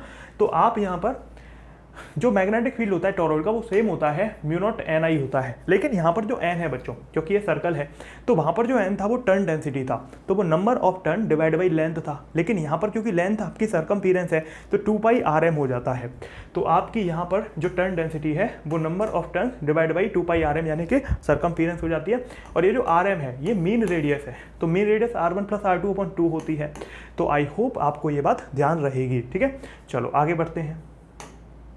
अब देखो टॉरॉइड के कुछ इंपॉर्टेंट पॉइंट। पहला, ये एंडलेस सोलेनॉइड है। ठीक है, ये आपका एंडलेस सोलेनॉइड है जिसमें कोई भी एंड नहीं होता, मतलब कोई एंड पॉइंट नहीं है। दोनों एंड पॉइंट आपने मिला दिए तो सर्कुलर फॉर्म में आ गया। दूसरा, magnetic field produced by the torrid is always non uniform. ठीक है, क्यों? क्योंकि मैग्नीट्यूड तो कांस्टेंट होता है लेकिन आपकी डायरेक्शन अलग अलग पॉइंट पे अलग अलग होती है। क्योंकि डायरेक्शन कैसे निकालते हैं, डायरेक्शन टेंजेंट के थ्रू निकालेंगे तो जो आपको अलग मिलेगी, या फिर करंट की डायरेक्शन से निकालोगे। ठीक है, रिंग शेप क्लोज सोलेनॉइड को ही टॉरॉइड बोलते हैं। मतलब आपने सोलेनॉइड था उसको पकड़ा तो वो टॉरॉइड बन गया, है ना। Outside the torrid field is 0। Torrid के बाहर फील्ड 0 होती है। देखो टॉरॉइड को जब आपने जोड़ा था तो उसके जो अंदर वाला पॉइंट है, असल में जो ये वाला पॉइंट है ये भी टॉरॉइड के बाहर का पॉइंट है, क्योंकि टॉरॉइड तो केवल ये वाला पोर्शन है बच्चों, तो टॉरॉइड के ये भी बाहर है और वो भी बाहर है, ठीक है। तो इसलिए टॉरॉइड की फील्ड बाहर 0 है। Magnetic dipole, dipole movement of torrid is always 0, ठीक है। तो मैग्नेटिक डायपोल या डायपोल मूवमेंट आपका 0 होता है टॉरॉइड का, ओके। अब यहाँ पर देखो motion of charge in uniform magnetic field. तो अभी तक हम बहुत बेसिक बातें कर रहे थे, अब हम देखेंगे motion of charge particle in uniform magnetic field. देखो आपका magnetic force on moving charge क्या होगा। देखो भाई यहाँ पर ये बहुत इंटरेस्टिंग पॉइंट है, ठीक है। देखो यहाँ पर हम किसी भी चार्ज पार्टिकल पर मैग्नेटिक फोर्स निकालेंगे। अभी तक हम मैग्नेटिक फील्ड से खेल रहे थे, अब हम फोर्स पर आएंगे। तो यहाँ पर आपने क्या किया, एक प्लस क्यू चार्ज और एम मास का चार्ज आपने इस एक्सटर्नल मैग्नेटिक फील्ड में छोड़ दिया, ठीक है। मान लो आपने v वेलोसिटी दी उसको थीटा एंगल पे मैग्नेटिक फील्ड से। तो अब देखो यहाँ पर जो मैग्नेटिक फोर्स फील होता है ना इस चार्ज को, उसकी वैल्यू होती है Fm की वैल्यू, मैग्नेटिक फोर्स की वैल्यू होती है प्लस माइनस क्यू, जो भी चार्ज का नेचर है, v क्रॉस b, ठीक है। वेलोसिटी क्रॉस मैग्नेटिक फील्ड, क्या मिला हमें magnetic force q v cross b, velocity cross magnetic field q v cross b। तो ये हमारा क्या है, ये मैग्नेटिक फोर्स की वैल्यू है। अब क्योंकि आपको पता होना चाहिए कि जो क्रॉस प्रोडक्ट होता है उसकी असल में जो डायरेक्शन है वो एक वेक्टर से दूसरे वेक्टर की तरफ होती है। तो आपका पहले वेक्टर से दूसरे वेक्टर की तरफ होगी। तो क्या क्रॉस प्रोडक्ट की वैल्यू कैसे निकालते हैं डायरेक्शन की, देखो जो पहला वेक्टर है उसकी तरफ फिंगर कर्ल करनी होती है और जो दूसरा वेक्टर है उसकी तरफ फिंगर को कर्ल करो, पहले की तरफ करो और दूसरे की तरफ कर्ल करना है। तो वेलोसिटी से मैग्नेटिक फील्ड, अब देखना मेरी वेलोसिटी ऐसे है, ठीक है, और मैग्नेटिक फील्ड नीचे है, तो आपका अंदर की तरफ है ना फोर्स, तो फोर्स की डायरेक्शन आपकी देखो अंदर की तरफ है, ठीक है। तो फोर्स की डायरेक्शन कैसे निकालते हैं, जिधर वेलोसिटी है वहां पर फिंगर करो और जिधर मैग्नेटिक फील्ड है उधर कर्ल कर दो। तो जो थंब है वो हमारा क्या बता देगा, वो फोर्स की डायरेक्शन बता देगा, क्योंकि जो फोर्स है वो आपका क्यू वी क्रॉस बी है। तो और क्रॉस प्रोडक्ट की खास बात है कि उसकी जो डायरेक्शन निकाली जाती है वो पहले वेक्टर से दूसरे वेक्टर की तरफ फिंगर को कर्ल करके निकाली जाती है, ठीक है ना। अच्छा यहाँ पर बच्चों जो हमारा एफ एम है वो q B B sine theta आ जाएगा, क्योंकि v क्रॉस बी हमारा ये v भी साइन थीटा हो जाएगा और ये मैग्नीट्यूड की वैल्यू आ गई, ठीक है ना। अब देखो यहाँ पर इंटरेस्टिंग पॉइंट, अगर आपका जो मैग्नेटिक फोर्स है वो वेलोसिटी के परपेंडिकुलर है, क्योंकि आपने देखा कि आपका वेलोसिटी ऐसे थी तो मैग्नेटिक फील्ड अंदर की तरफ है, ठीक है। तो वेलोसिटी ऐसे है तो मैग्नेटिक फील्ड अंदर है तो परपेंडिकुलर है। जो मैग्नेटिक फील्ड है वो मैग्नेटिक फील्ड मैग्नेटिक फोर्स के भी परपेंडिकुलर है, क्योंकि आप देखो गौर से मैग्नेटिक फोर्स अंदर की तरफ है ना, और वेलोसिटी आपके उसके परपेंडिकुलर प्लेन में है। तो मैग्नेटिक फील्ड और फोर्स परपेंडिकुलर, वेलोसिटी और फोर्स भी परपेंडिकुलर। तो हमें यहाँ से क्या देखने को मिलता है कि जो पावर है वो एफ एम डॉट वी की 0 आती है, क्योंकि पावर का फॉर्मूला एफ डॉट वी होता है फोर्स डॉट वेलोसिटी। तो क्योंकि दोनों ही परपेंडिकुलर हैं तो डॉट में कॉस आता है, तो कॉस 90 0 होता है, तो पावर की वैल्यू 0 मिल गई। अब देखो जो पावर है वो work done per unit time होता है, तो यानी कि पावर की वैल्यू 0 है तो वर्क की वैल्यू भी 0 है, ठीक है। अब देखो यहाँ पर क्योंकि वर्क हमारा 0 है, मतलब क्या हुआ, वर्क एनर्जी थ्योरम से देखें तो वर्क डन डेल्टा के बराबर होता है। क्योंकि वर्क की वैल्यू 0 है इसलिए डेल्टा के हमारा 0 आ गया। डेल्टा के 0 होने का मतलब है कि चेंज इन काइनेटिक एनर्जी 0 है, मतलब जो इनिशियल काइनेटिक एनर्जी होगी वही आपकी फाइनल काइनेटिक एनर्जी के बराबर होगी। मतलब ये हो गया कि जब आपके मैग्नेटिक फील्ड में कोई एक्सटर्नल मैग्नेटिक फील्ड में कोई चार्ज एंटर करता है और वो कांस्टेंट वेलोसिटी से चल रहा है तो ऐसे केस में उसकी काइनेटिक एनर्जी चेंज नहीं होती है और वर्क डन उस पर 0 होता है, ठीक है। तो क्योंकि काइनेटिक एनर्जी कांस्टेंट है तो बच्चों half M B square constant हो गया, तो वेलोसिटी भी आपकी कांस्टेंट हो गई। मतलब इनिशियल वेलोसिटी और फाइनल वेलोसिटी कांस्टेंट होती है। वेलोसिटी ना कह के स्पीड कह लो, क्योंकि वो डायरेक्शन का तो चेंज हो सकती है। अब यहाँ पर वेलोसिटी कांस्टेंट नहीं है लेकिन स्पीड कांस्टेंट है और मोमेंटम चेंज हो रहा है, क्योंकि मोमेंटम आपका मास इंटू वेलोसिटी होता है, ना कि मास इंटू स्पीड, ठीक है। तो हमने क्या देखा, हमने ये देखा अगर एक मैग्नेटिक फील्ड है उसमें कोई चार्ज एंटर करता है तो ऐसे केस में उस चार्ज पर लगने वाला जो फोर्स होता है, जो मैग्नेटिक फोर्स होता है वो क्यू वी क्रॉस बी होता है, ठीक है ना। दूसरी बात हमने ये देखा अगर हमें फोर्स की डायरेक्शन निकालनी है तो हम वेलोसिटी से मैग्नेटिक फील्ड की तरफ फिंगर कर्ल करेंगे और हमारा थंब फोर्स की डायरेक्शन बता देगा। फिर हमने देखा कि अगर कोई चार्ज पार्टिकल एक यूनिफॉर्म एक्सटर्नल मैग्नेटिक फील्ड में एंट्री करता है तो वो मैग्नेटिक फील्ड उस पर कोई वर्क नहीं करता है, तो आपका जो उसका इनिशियल काइनेटिक एनर्जी है वही फाइनल काइनेटिक एनर्जी के बराबर होती है और जो उसकी इनिशियल स्पीड थी वही आपकी जब वो उससे निकल जाता है तो उसके बराबर ही होती है स्पीड, लेकिन वेलोसिटी चेंज हो जाती है डायरेक्शन की वजह से, ठीक है। और मोमेंटम भी चेंज हो जाता है डायरेक्शन की वजह से, क्योंकि मोमेंटम स्पीड पे नहीं वेलोसिटी के पे डिपेंड करता है, क्योंकि मोमेंटम मास इनटू वेलोसिटी होता है, ठीक है। चलो अब यहाँ पर कुछ इंपॉर्टेंट बातें हैं। पहली बात, जब एक चार्ज पार्टिकल आपका एक मैग्नेटिक फील्ड में मूव करता है तो कोई भी पावर डिलीवर नहीं होती है मैग्नेटिक फील्ड के द्वारा, ठीक है, और ये हमने पढ़ ही लिया, और कोई भी वर्क भी नहीं होता है। दूसरी बात, स्पीड काइनेटिक एनर्जी आपकी कांस्टेंट रहती है, जबकि वेलोसिटी और मोमेंटम चेंज हो जाता है। तो जो मैंने वर्बली बोला वो यहाँ पे लिखा हुआ है, दैट्स इट। अब देखो चौथा पॉइंट है ना, जो हमारा मैग्नेटिक फोर्स है उसका मैग्नीट्यूड क्या है, Q V B sine theta. तो यहाँ पर बच्चों अगर आप थीटा की वैल्यू 0 या 180 कर देते हैं तो साइन 0 या साइन 180 0 होता है, तो मतलब मैग्नेटिक फोर्स की वैल्यू भी 0 आएगी, तो मैग्नेटिक फोर्स 0 आ जाता है। अगर थीटा की वैल्यू 90 करते हो तो साइन 90 1 होता है, तो मैग्नेटिक फोर्स की वैल्यू क्यू बी बी आएगी, जो मैक्सिमम वैल्यू होती है, ठीक है। तो आपको ध्यान रखना है मैक्सिमम और मिनिमम वैल्यू। अब देखो, अगर हमें ये फाइंड आउट करना है कि जो ये मैग्नेटिक फोर्स है ये किन किन केसेस में 0 हो सकता है, तो हम कैसे बताएंगे। देखो, जो मैग्नेटिक फोर्स है वो Q V B sine theta होता है, तो ये किन किन केसेस में 0 हो सकता है। पहला केस, आपका चार्ज 0 हो तो ये 0 हो सकता है, भैया चार्ज ही 0 है तो ये वैल्यू 0 हो गई। आपकी वेलोसिटी 0 हो तो भी ये 0 हो गया। आपका मैग्नेटिक फील्ड 0 हो तो भी ये 0 हो गया। अगर थीटा आपका 0 या 180 है तो भी 0 हो जाएगा, ठीक है ना। तो अब यहाँ पर कुछ क्वेश्चंस के थ्रू हम चीज़ें समझते हैं। जैसे पहला है, आपका यहाँ पर चार्ज है +2 माइक्रोकूलम और उसकी वेलोसिटी भी है, और वो एक मैग्नेटिक फील्ड में एंटर कर रहा है जिसकी वैल्यू दे रखी है, तो आपको इस पर लगने वाला मैग्नेटिक फोर्स कैलकुलेट करना है। अब ये क्वेश्चन करना बहुत आसान है, क्योंकि V Q V cross B होता है, तो मैग्नेटिक फोर्स निकालना बहुत आसान है। क्यू वी क्रॉस बी कर दूँ, लेकिन बात आती है क्रॉस प्रोडक्ट की, तो क्रॉस प्रोडक्ट आपको आना चाहिए तभी आप इसको अटेम्प्ट कर पाओगे। अब देखो, आपकी जो वेलोसिटी है वो ये गिवन है और मैग्नेटिक फील्ड ये गिवन है, तो बच्चों जो जिस वेक्टर को आप पहले मल्टीप्लाई कर रहे हैं, ठीक है, तो उस वेक्टर की वैल्यू ऊपर रखनी होती है क्रॉस प्रोडक्ट वाले मेथड में, और दूसरे वेक्टर के नीचे। तो वेलोसिटी के कौन कौन से कंपोनेंट हैं, आई के साथ 2, जे के साथ 2, के साथ 2, 2 2 -2, 2 2 -2। मैग्नेटिक फील्ड में आई के साथ 3, के साथ -1, तो 3 0 और इधर -1। अब देखो कैसे करते हैं, जब आपको आई कैप की वैल्यू निकालनी है तो उसको छुपा लो, जे और के का क्रॉस कर दो, तो 2 का -1 में किया तो -2, 0 का किया तो 0, ठीक है, तो आई कैप का आ गया। अब जे कैप के लिए जे कैप को छुपा लो, आई और के का करो, 2 का -1 में करोगे तो -2, 3 का -2 में करोगे तो, क्योंकि यहाँ पर माइनस होता है तो दो माइनस प्लस हो जाएंगे, तो ये आपका माइनस जे कैप -2 + 6 हो गया। अब देखो आई कैप और के कैप तो प्लस के होते हैं, लेकिन जे कैप माइनस का होता है, आपको पता होना चाहिए।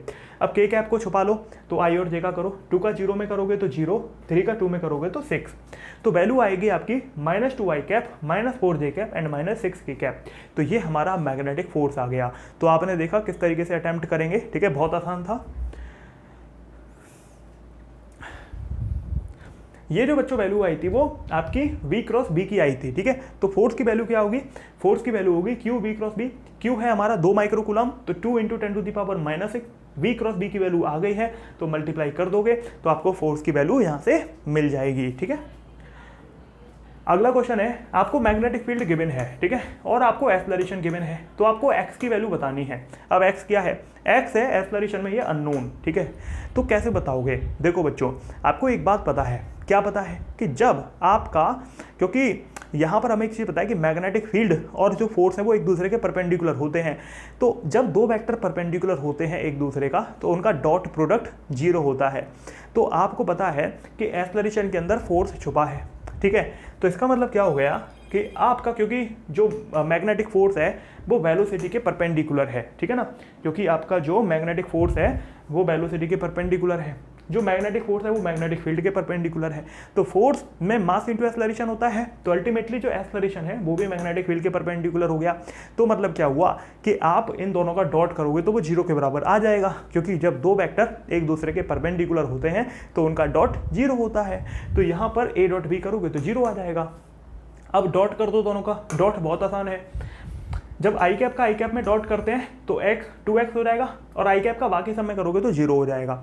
-5 जे कैप का केवल जे कैप में होगा तो 5 2 10 हो जाएगा, तो 2x - 10 यहाँ से वैल्यू आ जाएगी, ठीक है। और ये 0 के बराबर कर दिया तो x की वैल्यू यहाँ से 5 आ गई। तो आपने देखा किस तरीके से आप सॉल्व कर सकते हो। अब आगे बढ़ते हैं। अब देखो ये बहुत इंपॉर्टेंट पॉइंट है, क्या है कि आपका जो चार्ज पार्टिकल है उसकी वेलोसिटी एक्स की तरफ थी और आपका मैग्नेटिक फील्ड अंदर की तरफ था। तो आपको बताना है कि इस चार्ज की, अगर ये चार्ज आपका पॉजिटिव है नेगेटिव है तो कहाँ मुड़ेगा। देखो सिंपल सी बात है, जो हमारा मैग्नेटिक फोर्स होता है वो वेलोसिटी से मैग्नेटिक फील्ड की तरफ होता है।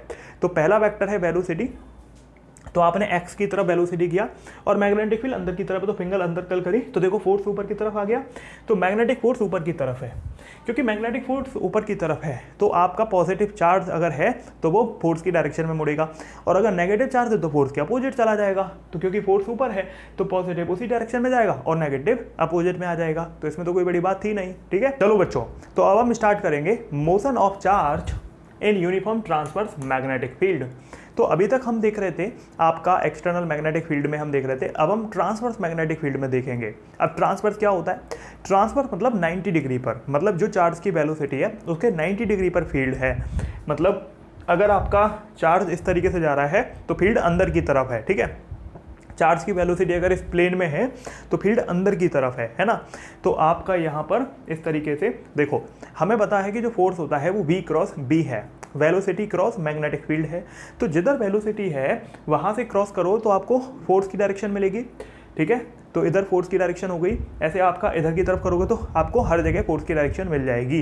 तो यहाँ पर फ़र्क क्या है पिछले वाले केस में और इसमें फ़र्क ये है कि पिछला वाला जो फोर्स था वो आपका एक थीटा एंगल पे था, यहाँ पर फ़र्क क्या है, यहाँ पर आपका 90 डिग्री पर मैग्नेटिक फील्ड है वेलोसिटी के। तो बच्चों अगर आप गौर से देखें तो फील्ड अंदर की तरफ है, तो जो मैग्नेटिक फोर्स होगा वो Q V क्रॉस B होगा। अब यहाँ पर देखो, जब ये सर्कल बन रहा है तो यहाँ पर जो सेंट्रीपिटल फोर्स है वही आपका मैग्नेटिक फोर्स को वही मैग्नेटिक फोर्स के बराबर है। जो ये सर्कल बना है, ये चार्ज घूमा है, क्यों? क्योंकि जितनी बार भी आप फोर्स देख रहे हो सब आपका अंदर की तरफ लग रहा है और इसको सर्कल बनाने में हेल्प कर रहा है, ठीक है। तो जो सर्कल के लिए सेंट्रीपिटल चाहिए वो आपका मैग्नेटिक फोर्स दे रहा है, ठीक है ना। तो सेंट्रीपिटल होता है mv²/r जो इसकी रेडियस बनेगी, और मैग्नेटिक फोर्स होगा QVB जो हमने थोड़ी देर पहले पढ़ा था। तो वेलोसिटी से वेलोसिटी कट गया तो जो रेडियस मिलेगी वो mv/QB मिलेगी। तो ये बहुत इंटरेस्टिंग है। ट्रांसवर्स मैग्नेटिक फील्ड में जो आपकी रेडियस मिलेगी वो आपकी m/V/QB मिलेगी, ठीक है ना। अब बात करते हैं टाइम पीरियड की। तो जब चार्ज पार्टिकल एक सर्कल बना रहा है तो यहाँ पर टाइम पीरियड भी होगा उसके घूमने का। और टाइम पीरियड क्या होता है? टाइम पीरियड होता है distance upon velocity, 2πr upon velocity. अब देखो, जो ये v की जगह v रखा और जो r है वो mv/QB है, तो वेलोसिटी से वेलोसिटी कट गया तो ये 2πm/QB आ गया। तो ये हमारा टाइम पीरियड है। तो टाइम पीरियड 2πm/QB है, ठीक है। अब यहाँ से एक इंटरेस्टिंग चीज़ है, देखो क्योंकि 2π तो कांस्टेंट है ना। तो हमें क्या समझ आया कि जो टाइम पीरियड है वो Q/m के इनवर्सली प्रोपोर्शनल है, अगर आप m को अपॉन में ले जाओ तो। और Q/m जो होता है ना बच्चों, वो स्पेसिफिक चार्ज होता है, मतलब टाइम पीरियड स्पेसिफिक चार्ज के इन्वर्स होता है। और जो फ्रीक्वेंसी है वो टाइम पीरियड के इन्वर्स होती है। तो फ्रीक्वेंसी आपकी टाइम पीरियड के इन्वर्स यानी कि QV/2πm हो जाएगी, ठीक है। चलो अब यहाँ पर हमें कुछ इंपॉर्टेंट पॉइंट डिस्कस करने हैं। पहला, जब पार्टिकल आपका यूनिफॉर्म ट्रांसवर्स मैग्नेटिक फील्ड में एंटर करता है तो ये सर्कुलर मोशन परफॉर्म करेगा, हमने देख लिया, क्योंकि सेंट्रीपिटल फोर्स जो चाहिए सर्कुलर के लिए वो आपका मैग्नेटिक फोर्स दे देगा। अगर मैग्नेटिक फील्ड आपका नॉन यूनिफॉर्म है तो जो फोर्स होगा दैट विल चेंज एंड कोई सर्कुलर मोशन नहीं मिलेगी, क्योंकि देखो सर्कुलर मोशन आपकी कांस्टेंट फोर्स होगा तभी मिलेगी, ठीक है, नहीं तो आर्बिट्री पाथ बन जाएगा, है ना। In uniform transverse magnetic field speed of particle is constant, so circular motion will be uniform, क्योंकि पार्टिकल की स्पीड कांस्टेंट हम रखेंगे, ठीक है। देखो वेलोसिटी चेंज होगी क्योंकि डायरेक्शन बदल रही है, लेकिन स्पीड कांस्टेंट है। तो आपको यहाँ देखने को मिलेगा कि आपका जो सर्कुलर मोशन है वो यूनिफॉर्म है। जो टाइम पीरियड होगा सर्कुलर मोशन का is independent of the motional parameter, किसी जो हमारी सर्कुलर मोशन हो रही है उसका जो टाइम पीरियड है वो किसी मोशनल पैरामीटर पे डिपेंड नहीं कर रहा है। मोशनल पैरामीटर कौन से? जैसे radius, velocity, kinetic energy, momentum. देखो टाइम पीरियड क्या है? 2πm/QB। तो टाइम पीरियड किस पे डिपेंड कर रहा है? मास पे, चार्ज पे, मैग्नेटिक फील्ड पे, कोई मोशनल पैरामीटर नहीं है, मतलब जो वेलोसिटी से जुड़ा हुआ पैरामीटर है, ठीक है। जैसे रेडियस है तो वो mv/QB है, तो वो वेलोसिटी पे डिपेंड है, ठीक है। और वेलोसिटी तो वेलोसिटी है ही, काइनेटिक एनर्जी वेलोसिटी पे डिपेंड है, मोमेंटम मास इनटू वेलोसिटी होता है। तो टाइम पीरियड कोई भी मोशनल पैरामीटर पे डिपेंड नहीं कर रहा है। अब देखो यहाँ पर basic point, kinetic energy half M B square होता है, तो जो रेडियस है वो M B upon Q B होती है, तो वेलोसिटी क्या होगी Q B R upon M. ठीक है, अब वेलोसिटी अगर हमें पता चल गई तो kinetic energy half M B square होता है, तो हाफ एम और बी की वैल्यू यहाँ डाल दो तो आपको kinetic energy Q square B square R square upon 2m मिलती है। तो ये काइनेटिक एनर्जी की वैल्यू यहाँ से हो गई। अब देखो, क्योंकि रेडियस बच्चों M B upon Q B है, तो ये हमारा एम बी क्या है, ये मोमेंटम है, तो मोमेंटम अपॉन क्यू बी हो गया, तो काइनेटिक एनर्जी क्या होगा पी स्क्वायर अपॉन 2m। तो पी की वैल्यू हमारी यहाँ से आप जब डालते हो अंडर रूट 2m के, पता है आपको जो आपका मोमेंटम होता है वो अंडर रूट 2m के होता है, के काइनेटिक एनर्जी है। तो जो रेडियस है बच्चों वो M B upon Q B यानी कि पी अपॉन क्यू बी की जगह पी की वैल्यू अंडर रूट 2m की भी डाल सकते हो। तो मैं अभी आपको समरी बता दूंगा कि रेडियस के कौन कौन से वर्जन, कौन कौन से फॉर्मूले पॉसिबल हैं। ठीक है, अब पहले आगे बढ़ने से पहले एक और फॉर्मूला समझो, एक और कॉन्सेप्ट समझो। अगर आपका इधर हाई पोटेंशियल है, इधर लो पोटेंशियल है, तो electric field high to low होता है। ठीक है, और इधर आपने कोई प्लस चार्ज पार्टिकल जिसका मास m है उसको रिलीज किया, उसकी स्पीड 0 थी शुरू में और टाइम 0 था, शुरू में आपने इसको रिलीज किया, तो क्या होगा, क्योंकि ये पॉजिटिव चार्ज पार्टिकल है और ये आपका एक्सेलरेटिंग फील्ड है, एक्सेलरेटिंग पोटेंशियल डिफरेंस है, तो ये चार्ज पार्टिकल इसको एक्सेलरेट कर देगा। ठीक है, तो यहाँ से हमें क्या देखने को मिलेगा कि चार्ज पार्टिकल जब यहाँ पहुँचेगा तो इसको टी टाइम लगा मान लो और इसने वी वेलोसिटी एक्वायर कर ली, तो क्योंकि वर्क डन डेल्टा के बराबर है तो work done q dot we accelerating आ गया। ठीक है, क्यू डॉट वी एक्सेलरेटिंग, तो ये हमारा डेल्टा के बराबर हो गया। डेल्टा के मतलब जो फाइनल वेलोसिटी है हाफ एम बी स्क्वायर, और शुरू में 0 थी, तो यहाँ पर आप देख सकते हो तो काइनेटिक एनर्जी जो आती है वो क्यू डॉट वी एक्सेलरेटिंग होती है। ठीक है, अब देखो जो यहाँ पर काइनेटिक एनर्जी है वो वर्क डन के बराबर भी है क्यू बी एक्सेलरेटिंग, क्योंकि इनिशियली काइनेटिक एनर्जी 0 थी, तो डेल्टा के फाइनल के बराबर हो गया, तो वर्क डन हमारा क्यू डॉट वी एक्सेलरेटिंग के बराबर भी यहाँ से आ सकता है। और जो वी एक्सेलरेटिंग है वो क्या है, ये एक्सेलरेटिंग पोटेंशियल डिफरेंस है। ठीक है ना, तो यहाँ से हमें बहुत इंटरेस्टिंग चीज़ मिली कि जो हमारी रेडियस है वो अंडर रूट 2m के अपॉन क्यू बी थी, तो जो काइनेटिक एनर्जी है वो क्यू डॉट वी एक्सेलरेटिंग भी हो सकती है, तो ये क्यू डॉट वी एक्सेलरेटिंग हो जाएगी और क्यू बी की जगह क्यू बी हो जाएगी। ठीक है, तो हमने रेडियस के क्या क्या फॉर्मूले देखे, पहला देखा M B upon Q B, M B क्योंकि मोमेंटम है तो momentum upon Q B, momentum under root 2m के हो सकता है तो ये काइनेटिक एनर्जी आ गई। अब kinetic energy Q dot we accelerating हो सकता है, तो आपका यहाँ पर काइनेटिक एनर्जी की जगह वो रिप्लेस कर दो, तो इस तरीके से आपके सारे फॉर्मूले वर्क करते हैं। ठीक है, अब क्वेश्चंस के थ्रू समझते हैं। मान लो 3 चार्ज पार्टिकल हैं, प्रोटॉन, न्यूट्रॉन एंड अल्फा। ठीक है, इनको आपने प्रोजेक्ट किया एक यूनिफॉर्म ट्रांसवर्स मैग्नेटिक फील्ड में, तो आपको बताना है रेडियस का रेशियो क्या होगा। ये 4 ऑप्शन नहीं है, ये 4 क्वेश्चन है अलग अलग। पहला, अगर स्पीड सेम है तीनों की, ठीक है, प्रोटॉन, न्यूट्रॉन और अल्फा तीनों पार्टिकल की अगर स्पीड सेम है तो आपको बताना है कि रेडियस का रेशियो क्या होगा। अगला, मोमेंटम इज सेम, अगला काइनेटिक एनर्जी सेम, अगला एक्सेलरेटिंग पोटेंशियल डिफरेंसेस सेम। तो बच्चों देखो, आपको ये क्वेश्चन सॉल्व करने के लिए पता होना चाहिए चार्ज और मास का रेशियो। जो प्रोटॉन होता है उसका चार्ज 1 होता है, मास भी 1 होता है।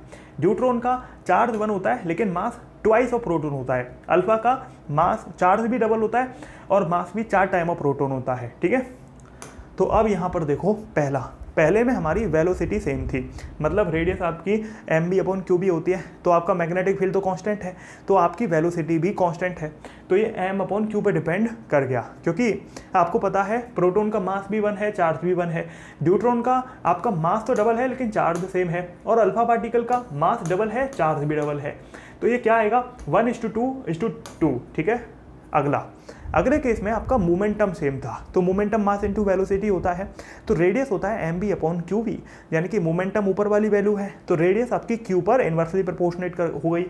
तो प्रोटॉन का चार्ज क्या होता है 1 होता है, न्यूट्रॉन का 1 होता है और अल्फा पार्टिकल का 2 होता है, तो ये 1:1:1/2 बचेगा। और जो सबसे देखो, अगर वैल्यू 1:1:1/2 आ रही है तो इसका सॉल्यूशन कैसे करते हैं, जो सबसे बड़ी वाली वैल्यू है उसका पूरे में मल्टीप्लाई कर दो, तो ये 2:2:1 बन जाएगा। अगले केस में आपकी जो वेलोसिटी है वो अगले केस में काइनेटिक एनर्जी सेम है, तो काइनेटिक एनर्जी किस पे डिपेंड करती है, रेडियस होती है √2m के अपॉन क्यू बी, तो यानी कि आपकी जो काइनेटिक एनर्जी है अगर वो सेम है तो आपकी रेडियस ऊपर तो √m पे डिपेंड करेगी, नीचे चार्ज पे डिपेंड करेगी, तो लिख दो प्रोटॉन में मास भी 1, चार्ज भी 1, न्यूट्रॉन में मास 2, चार्ज 1, और जो अल्फा पार्टिकल है उसमें मास 4 गुना और चार्ज 2 गुना। तो देखो ये 1 आ गया, ये √2 आ गया, और ये आपका √2 हो गया, तो 2/2 1 हो गया। तो ये क्या बचा, 1:√2:1, ठीक है।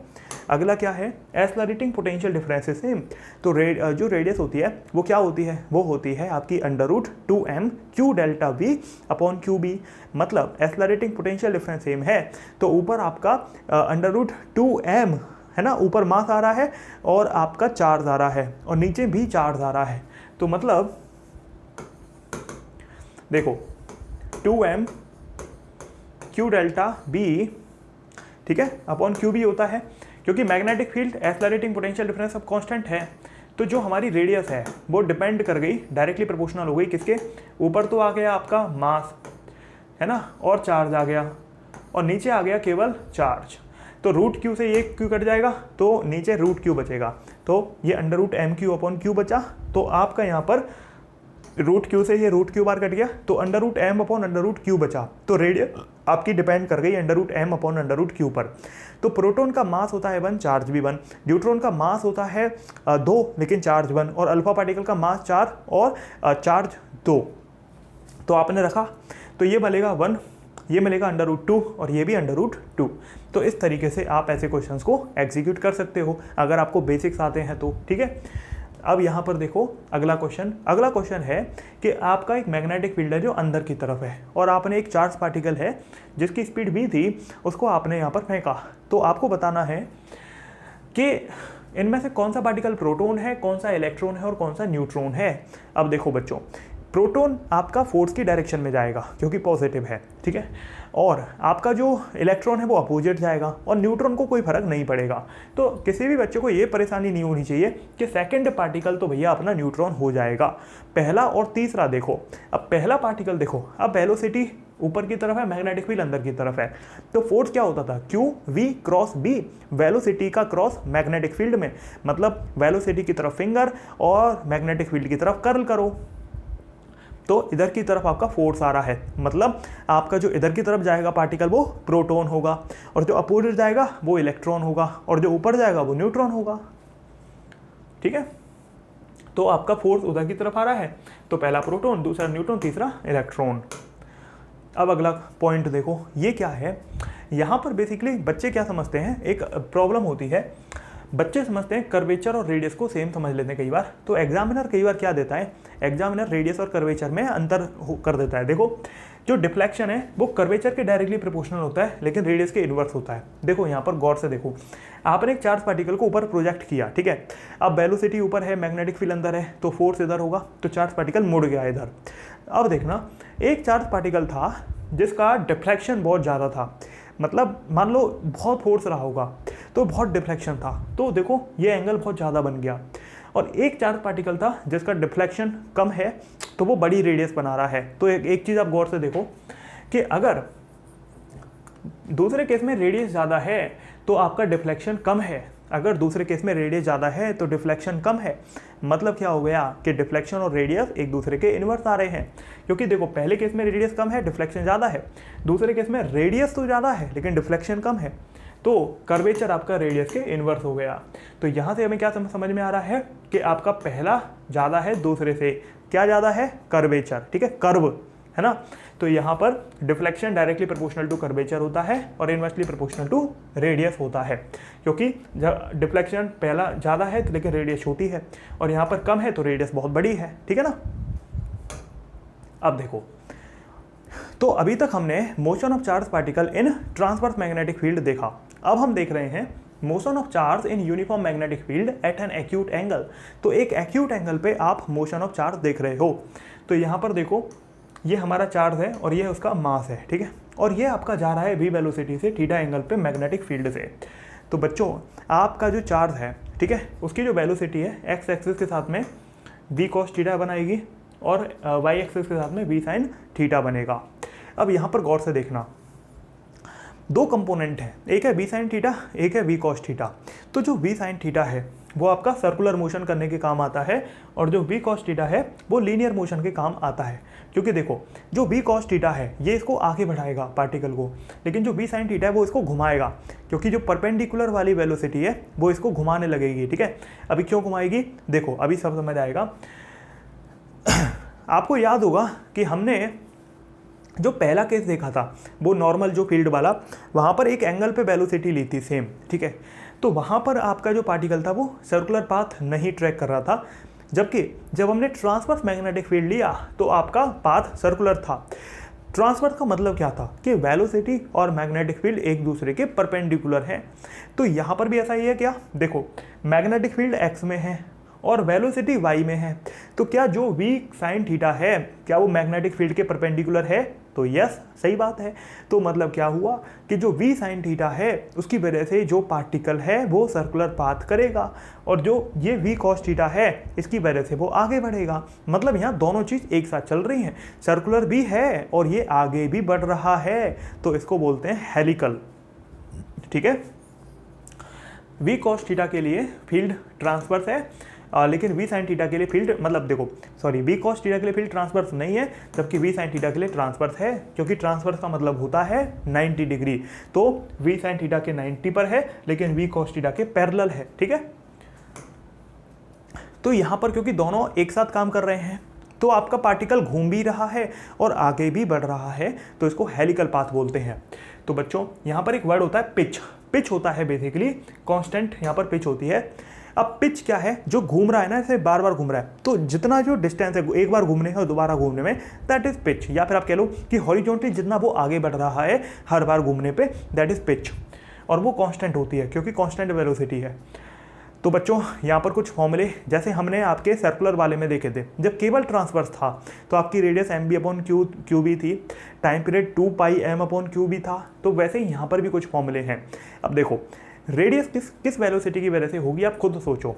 उस वेलोसिटी की वजह से जिसकी वजह से सर्कल बन रहा है, और किसकी वजह से सर्कल है, ट्रांसवर्स वाले की वजह से सर्कल बन रहा है, तो रेडियस आपकी परपेंडिकुलर वेलोसिटी की वजह से होगी। तो ये आपकी M B sine theta upon Q B आ गया। ठीक है, तो m B perpendicular upon Q B. अब टाइम पीरियड किसकी वजह से होगा, जिसकी वजह से घूम रहा है सर्कल में, तो circumference 2 pi R upon perpendicular velocity. तो अब देखो 2 पाई आर की वैल्यू हमने निकाल ली और perpendicular velocity v sin theta थी, तो दोनों कट गया, तो आपको वैल्यू मिलती है 2 पाई m अपॉन क्यू बी। तो एक चीज़ ऑब्जर्व करो, यही सेम टाइम पीरियड हमारा किस में था, सर्कुलर पाथ में था, और यही सेम टाइम पीरियड हमारा हेलिकल पाथ में है। मतलब ये हो गया कि जो टाइम पीरियड हेलिकल में होता है वही सर्कल में होता है। मतलब टाइम पीरियड आपका इंडिपेंडेंट है मोशनल पैरामीटर के। ठीक है, पिच आपकी, क्योंकि देखो पिच किस वेलोसिटी की वजह से है, हॉरिजॉन्टल की वजह से, जिसकी वजह से ये आगे बढ़ रहा है, तो पिच यहाँ पर हॉरिजॉन्टल की वजह से, और डिस्टेंस है, तो डिस्टेंस होता है स्पीड इनटू टाइम, और स्पीड कौन सी है, जो आपकी हॉरिजॉन्टल वाली है, जिसकी वजह से ये आगे बढ़ रहा है, और वो कौन सा कंपोनेंट है, v cos थीटा। तो आपने v cos theta into time period कर दिया। अब टाइम पीरियड तो 2 pi M upon Q B था, तो 2 pi M upon Q B, और ये v cos थीटा आ गया। तो आपको जो वैल्यू मिलेगी वो ये आपकी पिच की मिल गई। तो v perpendicular use in radius and time period. देखो आपका जो v परपेंडिकुलर है वो टाइम पीरियड में भी यूज हो रहा है और रेडियस में भी यूज हो रहा है, जबकि जो v पैरेलल है, जो पैरेलल कंपोनेंट है v cos थीटा, वो आपका पिच में यूज हो रहा है। ठीक है ना, तो आपको पिच का ये कॉन्सेप्ट ध्यान रखना है। क्वेश्चन क्या है, कहता है एक चार्ज पार्टिकल है और एक को यूनिफॉर्म मैग्नेटिक फील्ड में एंटर करता है, देन पाथ ऑफ पार्टिकल में भी क्या हो सकती है। ये ऑप्शन है, क्वेश्चन नहीं। अब की बार इनमें से कौन सा पाथ पॉसिबल है। देखो बच्चों, अगर एक यूनिफॉर्म मैग्नेटिक फील्ड में चार्ज पार्टिकल एंटर करता है तो डिपेंड ऑन दी एंगल, ठीक है, कि वेलोसिटी मैग्नेटिक फील्ड के किस एंगल पर है, आपके सारे पाथ पॉसिबल हैं। ठीक है, स्ट्रेट लाइन का पॉसिबल है जब वेलोसिटी मैग्नेटिक फील्ड के पैरेलल हो, जब थीटा की वैल्यू 0 हो तो स्ट्रेट लाइन पॉसिबल है। सर्कल कब है, जब वेलोसिटी मैग्नेटिक फील्ड के 90 डिग्री पर होती है, और हेलिक्स कब है, जब 0 से लेके 90 के बीच का कोई भी और एंगल होता है, एक्यूट एंगल पर होती है। ठीक है, तो यहाँ पर हेलिकल बनता है। तो देखो बच्चों, आपका ऑल ऑप्शन यहाँ से आ जाएगा। ठीक है, अब है अगला क्वेश्चन। मान लो ये मैग्नेटिक फील्ड है और ये वेलोसिटी है, तो आपको रेडियस, टाइम पीरियड और मोमेंटम बताना है। ठीक है, तो देखो भाई, आपका यहाँ पर जो वेलोसिटी है वो आई कैप और जे कैप दोनों में है। मतलब क्या हुआ, ये हेलिकल वाला क्वेश्चन है, क्योंकि वेलोसिटी के दो कंपोनेंट हैं और मैग्नेटिक फील्ड एक के पैरेलल है, एक के परपेंडिकुलर है। तो मतलब आपकी अगर मैग्नेटिक फील्ड एक्स में है, क्योंकि आई कैप है, तो ये 6 आपका एक्स में हो गया। तो वेलोसिटी का आई कैप वाला कंपोनेंट यानी कि 3, वो भी आपका मैग्नेटिक फील्ड की तरफ है, यानी कि 3 आई कैप हो गया। और जो वेलोसिटी का जे कैप वाला है वो ऊपर की तरफ हो गया। तो यहाँ पर अब देखो क्योंकि जो रेडियस है वो M B perpendicular upon Q भी होता है, तो यहाँ पर बी परपेंडिकुलर की वैल्यू 3 डाल दो, ठीक है, सॉरी 4 डाल दो, तो ये आ जाएगा 4m। टाइम पीरियड क्या होता है 2 pi M upon Q B, ठीक है, तो इसमें तो कोई चेंज ही नहीं है ना, ऐसे मोमेंटम निकाल लो। तो ये आपका 4m अपॉन 6q। अच्छा, यहाँ पर q की वैल्यू भी दे रखी, b की वैल्यू दे रखी है ना 6, तो आप यहाँ पर b की वैल्यू भी 6 डाल दो, ठीक है। तो अब यहाँ पर 2 पाई एम अपॉन क्यू भी होता है टाइम पीरियड, तो यहाँ पर b की वैल्यू डाल दो 6, बाकी तो सब सेम है। पिच होता है हमारा, ठीक है, वो मोमेंटम नहीं था, पिच था। और पिच क्या होता है, पिच होता है parallel velocity into time period. तो पिच क्योंकि पैरेलल वेलोसिटी की वजह से, अब पैरेलल वेलोसिटी आई कैप में होगी, क्योंकि पैरेलल किसके, मैग्नेटिक फील्ड के, तो मैग्नेटिक फील्ड भी आई कैप में है, तो वेलोसिटी जो आई कैप में वो पैरेलल होगी। तो ये 3 आ गया और time period 2 pi M upon 6q आ गया, तो ये 3 बार कट गया, 3 से 3 कट गया, तो ये पाई एम अपॉन क्यू आ गया। तो इस तरीके से आप इन बेसिक क्वेश्चन को अटेम्प्ट कर सकते हैं और आपकी जो और क्वेश्चन है उनको करने में हेल्प मिलेगी, ठीक है। अब है motion of charge in combined effect of electric and magnetic field, ठीक है। तो बच्चों जो नेट फोर्स होता है combined effect of electric and magnetic field में, वो क्या होता है, Fe प्लस Fm होता है, ठीक है। अगर एक चार्ज पार्टिकल को आप इलेक्ट्रिक और मैग्नेटिक फील्ड के कंबाइंड फील्ड में फेंक दो, तो वहाँ पर जो नेट फोर्स मिलता है वो दोनों की वजह से मिलता है, तो इसको लॉरेंज फोर्स बोल देते हैं। तो बच्चों जो नेट फोर्स है वो QE plus QV cross B मिलता है, ठीक है ना। तो ये हमारा नेट फोर्स होता है या लॉरेंज फोर्स कह सकते हो, ठीक है ना। अब देखो यहाँ पर बच्चों पॉसिबल केसेस क्या हैं नेट फोर्स जीरो होने के, ठीक है। क्या नेट फोर्स जीरो हो सकता है, मतलब आपका जो लॉरेंज फोर्स है जहाँ पर इलेक्ट्रिक फील्ड और मैग्नेटिक फील्ड दोनों है, क्या वो जीरो हो सकता है। तो बच्चों आंसर है यस। देखो अगर आप इलेक्ट्रिक फील्ड को जीरो कर दो तो, है ना, और आप वेलोसिटी, मैग्नेटिक फील्ड या थीटा को इनमें से कोई जीरो कर दो, तो इलेक्ट्रिक फील्ड को जीरो करोगे तो इलेक्ट्रिक फोर्स जीरो, और मैग्नेटिक फोर्स होता है Q B B sine theta. तो चार्ज, वेलोसिटी, मैग्नेटिक फील्ड या थीटा इनमें से किसी को जीरो कर दोगे तो मैग्नेटिक फोर्स जीरो, और इलेक्ट्रिक फोर्स इसकी वजह से जीरो। तो electric force and magnetic force दोनों जीरो हो गए, तो नेट फोर्स तो जीरो हो गया, ठीक है। चलो अगली पॉसिबिलिटी, मान लो आपका मन है कि नहीं मैं इलेक्ट्रिक फील्ड को जीरो नहीं करूंगा, मैं नॉट जीरो रखूंगा, तो आपने इलेक्ट्रिक फील्ड मान लो नॉन जीरो रखा, तो Fe प्लस Fm की वैल्यू जीरो होनी चाहिए, क्योंकि हमारा टारगेट क्या है, नेट फोर्स जीरो करना है। तो हमने नेट फोर्स जीरो कर दिया, तो इसका मतलब जो Fe है वो माइनस ऑफ Fm के बराबर आना चाहिए। अब Fe होता क्या है, इलेक्ट्रोस्टैटिक फोर्स, तो ये QE हो गया, Fm की वैल्यू QB क्रॉस B है, तो Q से Q कट गया, तो जो इलेक्ट्रिक फील्ड है वो minus of B cross B आया, जो बहुत इंटरेस्टिंग चीज़ है, बहुत इंपॉर्टेंट रिजल्ट है। जो इलेक्ट्रिक फील्ड है वो आपका वेक्टर फॉर्म में minus of B cross B है। मतलब अगर मैं वेलोसिटी, क्योंकि दोनों का क्रॉस कर रहे हो, यानी कि अगर मैं वेलोसिटी की तरफ फिंगर करूं और मैग्नेटिक फील्ड की तरफ कर्ल करूं, तो मेरा जो थंब है मेरे को क्या बताएगा, इलेक्ट्रिक फील्ड। लेकिन असल में उसका अपोजिट करना पड़ेगा, क्योंकि माइनस B लगा है। अगर डायरेक्शन इधर आ रही है तो मतलब इलेक्ट्रिक फील्ड उधर रहा होगा, ठीक है। अब देखो ध्यान रखना है, अगर वेलोसिटी मैग्नेटिक फील्ड के परपेंडिकुलर है, ठीक है, मतलब ट्रांसवर्स मैग्नेटिक फील्ड है, तो इलेक्ट्रिक फील्ड आपका VB sin 90 हो जाएगा, क्योंकि वेलोसिटी और मैग्नेटिक फील्ड के बीच में एंगल थीटा, देखो यहाँ से अभी देखा कि ये V क्रॉस B है, तो असल में ये BB sin थीटा ही तो हो जाएगा। तो आपका अगर वेलोसिटी और मैग्नेटिक फील्ड 90 डिग्री पर है तो ये VB sin 90 हो जाएगा, यानी कि आपका जो इलेक्ट्रिक फील्ड है वो VB के बराबर आ गया, ठीक है ना। तो ये मैग्नीट्यूड है, वो वेक्टर फॉर्मेट था, दोनों में अंतर है, ओके। अब देखो एक और बात, क्या कि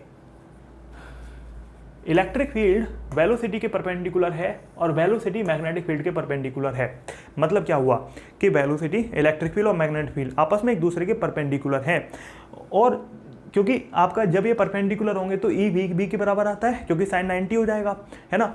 तो अगर ये दोनों कंडीशन है तो दोनों कंडीशन ही नेसेसरी है नेट फोर्स को जीरो बनाने के लिए, ठीक है। और हमारा अगर नेट फोर्स जीरो है, मतलब इलेक्ट्रिक और मैग्नेटिक फोर्स दोनों ही जीरो है, तो आपका जो चार्ज पार्टिकल है वो किसी की तरफ भी डेविएट नहीं होगा, ना तो वो इलेक्ट्रिक फोर्स की वजह से ना ही मैग्नेटिक फोर्स की वजह से, तो वो अनडेविएटेड निकल जाएगा, ठीक है। तो मैंने क्या सिखाया, मैंने सिखाया कि नेट फोर्स जीरो करने के लिए आपको इलेक्ट्रिक फील्ड, मैग्नेटिक फील्ड और वेलोसिटी ऑफ चार्ज पार्टिकल को एक दूसरे के परपेंडिकुलर करना होता है, और आपका जो इलेक्ट्रिक फील्ड है वो v इंटू बी के बराबर होना चाहिए। तो ऐसे केस में पार्टिकल अनडेविएटेड निकल जाता है, क्योंकि वहाँ पर नेट फोर्स जीरो हो जाता है, ठीक है। देखो यहाँ पर ये चार्ज पार्टिकल जा रहा था और मैग्नेटिक फील्ड अंदर था, तो अब हमें यहाँ पर अगर मैग्नेटिक फोर्स की वैल्यू निकालनी है, डायरेक्शन कैसे निकालोगे, चार्ज पार्टिकल ऐसे जा रहा है और मैग्नेटिक फील्ड अंदर है, तो देखो फोर्स ऊपर आ रही है, तो आपका मैग्नेटिक फोर्स ऊपर हो गई, ठीक है। अब मैग्नेटिक फोर्स ऊपर है, क्योंकि आपको याद होगा कि अगर हमें एफ नेट जीरो करना है मान लो, तो magnetic force minus of F E के बराबर था, तो एफ ई अब नीचे चला गया, ठीक है। तो क्योंकि चार्ज पॉजिटिव है तो जिधर फोर्स है उधर ही इलेक्ट्रिक फील्ड होगा, तो मतलब क्या हुआ कि यहाँ से आपको ये थोड़ा थोड़ा समझ में आना चाहिए। तो इलेक्ट्रिक फील्ड आपका वैसे भी पता होगा आपको v क्रॉस b के बराबर होता है माइनस में, तो अगर वेलोसिटी इधर है, मैग्नेटिक फील्ड अंदर है, तो आपका ऊपर आ रहा है, तो क्योंकि इलेक्ट्रिक फील्ड इनका उल्टा होना चाहिए तो वो नीचे हो जाएगा, ठीक है, तो वो नीचे हो जाएगा, ओके। तो ये सारी बातें हैं बहुत बेसिक सी, आपको कोई दिक्कत इसमें नहीं होनी चाहिए। तो बच्चों अब हम स्टार्ट कर रहे हैं अगला portion, magnetic force in current carrying loop, ठीक है। तो बेसिकली यहाँ पर क्या है, हमने कोई करंट कैरिंग लूप ले लिया, कोई वायर ले लिया, कोई लूप ले लिया, तो उसकी वजह से किसी पॉइंट पर अगर आपको मैग्नेटिक फोर्स कैलकुलेट करना है तो कैसे करोगे। मान लो ये करंट कैरिंग वायर है, तो इसके एक छोटे से पोर्शन की वजह से, मान लो एक डीएल एलिमेंट की वजह से आपको एक पॉइंट पर मैग्नेटिक फोर्स निकालना है, तो कैसे निकालोगे। देखो मैग्नेटिक फोर्स निकाला जाता है I D L cross B से, मतलब आपको क्या करना है, आपको I D L cross B कर देना है, जो भी करंट एलिमेंट है। आपने शायद इसको पढ़ा हो, पहले नहीं पढ़ा हो, आई डोंट नो, मैं आपको बता देता हूँ। आईडीएल क्या है, हमारा करंट एलिमेंट है, इस वायर की छोटी सी लेंथ है डीएल, उसमें से करंट आई पास हो रहा है, तो आईडीएल बन गया, तो आईडीएल क्रॉस बी ये हमारा हो गया यहाँ पर मैग्नेटिक फोर्स, ठीक है। तो magnetic force due to DL element हमारा यहाँ पर क्या हो जाएगा, डीएफ हो जाएगा। अब देखो points, this formula is also valid for non uniform magnetic field, ठीक है। मतलब जो अभी हमने देखा कि जो डीएफ होता है, मतलब जो मैग्नेटिक फोर्स होता है करंट एलिमेंट की वजह से, करंट कैरिंग वायर की वजह से, लूप की वजह से, वो आपका क्या होता है, आईडीएल क्रॉस बी। देखो अगर आपकी कोई इर्रेगुलर शेप का वायर है या फिर कोई शेप है, तो उसकी वजह से क्या होगा, कोई अगर इर्रेगुलर शेप का है तो ये इनिशियल पॉइंट है, ये फाइनल पॉइंट है, तो आपको क्या करना है, जहाँ से करंट स्टार्ट हो रहा है वो इनिशियल पॉइंट है, जहाँ पर करंट जा रहा है वो फाइनल पॉइंट है, तो उसके बीच की जो डायरेक्ट डिस्टेंस है वो एल इफेक्टिव कहलाती है, ठीक है। तो एल इफेक्टिव आपको क्या करना है, आपको अगर मैग्नेटिक फोर्स कैलकुलेट करना है तो आप I L effective cross B से कैलकुलेट करोगे। मतलब अगर कोई इर्रेगुलर शेप है तो उसमें क्या करोगे, उसमें इनिशियल और फाइनल पॉइंट को जोड़ोगे, जो लेंथ आपकी आएगी उसको एल इफेक्टिव बोला जाएगा, ठीक है। बच्चों जो एल इफेक्टिव है इसको हम नाम देते हैं डिस्प्लेसमेंट लेंथ, क्योंकि ये क्या है, डायरेक्ट डिस्टेंस होती है इनिशियल और फाइनल पॉइंट के बीच में। मतलब जहाँ पे करंट स्टार्ट हो रहा है वो इनिशियल पॉइंट, जहाँ तक करंट जा रहा है वो फाइनल पॉइंट, ठीक है। अब आगे बढ़ते हैं, यहाँ पर बच्चों आपको क्रॉस प्रोडक्ट करना है एल इफेक्टिव क्रॉस बी का। एल इफेक्टिव की डायरेक्शन क्या होती है, एल इफेक्टिव की जो डायरेक्शन होती है वो वही होती है जो करंट की डायरेक्शन होती है, हमेशा इनिशियल टू फाइनल, क्योंकि करंट क्या, करंट जहाँ से स्टार्ट हो रहा है वहाँ से जहाँ तक जा रहा है वहाँ तक जाएगा, तो वैसे ही आपकी जो सेम डायरेक्शन है वो एल इफेक्टिव की मानी जाएगी, ठीक है। तो आपको ध्यान रखना है, अभी हम क्वेश्चंस भी करेंगे तो क्लैरिटी ज़्यादा आएगी।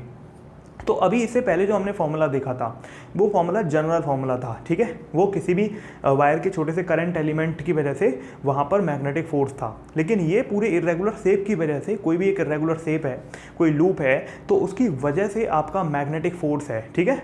आई होप आप समझ पा रहे होंगे। चलो अब देखो यहाँ पर क्योंकि फोर्स होता है वेक्टर, तो मैग्नेटिक फोर्स की डायरेक्शन होती है, और वो क्या होती है, क्योंकि हम यहाँ पर क्या कर रहे हैं, हम यहाँ पर कर रहे हैं क्रॉस। तो बच्चों देखो हमने देखा, हम यहाँ पर क्योंकि क्रॉस कर रहे हैं तो I L effective cross B हमें करना है। तो देखो क्रॉस में क्या खास बात होती है, क्रॉस की खास बात ये होती है कि आपकी जो डायरेक्शन होती है वो पहले वेक्टर से दूसरे वेक्टर की तरफ आपको फिंगर कर्ल करनी होती है, और जो थंब होता है वो हमारा मैग्नेटिक फोर्स की डायरेक्शन को बताता है। तो बच्चों आपको क्या करना है, करंट, क्योंकि देखो आपको पता है कि एल इफेक्टिव की डायरेक्शन वही है जो करंट की होगी। तो अब आपको बस क्या करना है, एक काम करना है, क्या करना है कि आपको ये देखना है कि करंट की डायरेक्शन क्या है, या फिर आपको ये देखना है कि एल इफेक्टिव की डायरेक्शन क्या है। तो वहाँ से मैग्नेटिक फील्ड की तरफ फिंगर को कर्ल करो।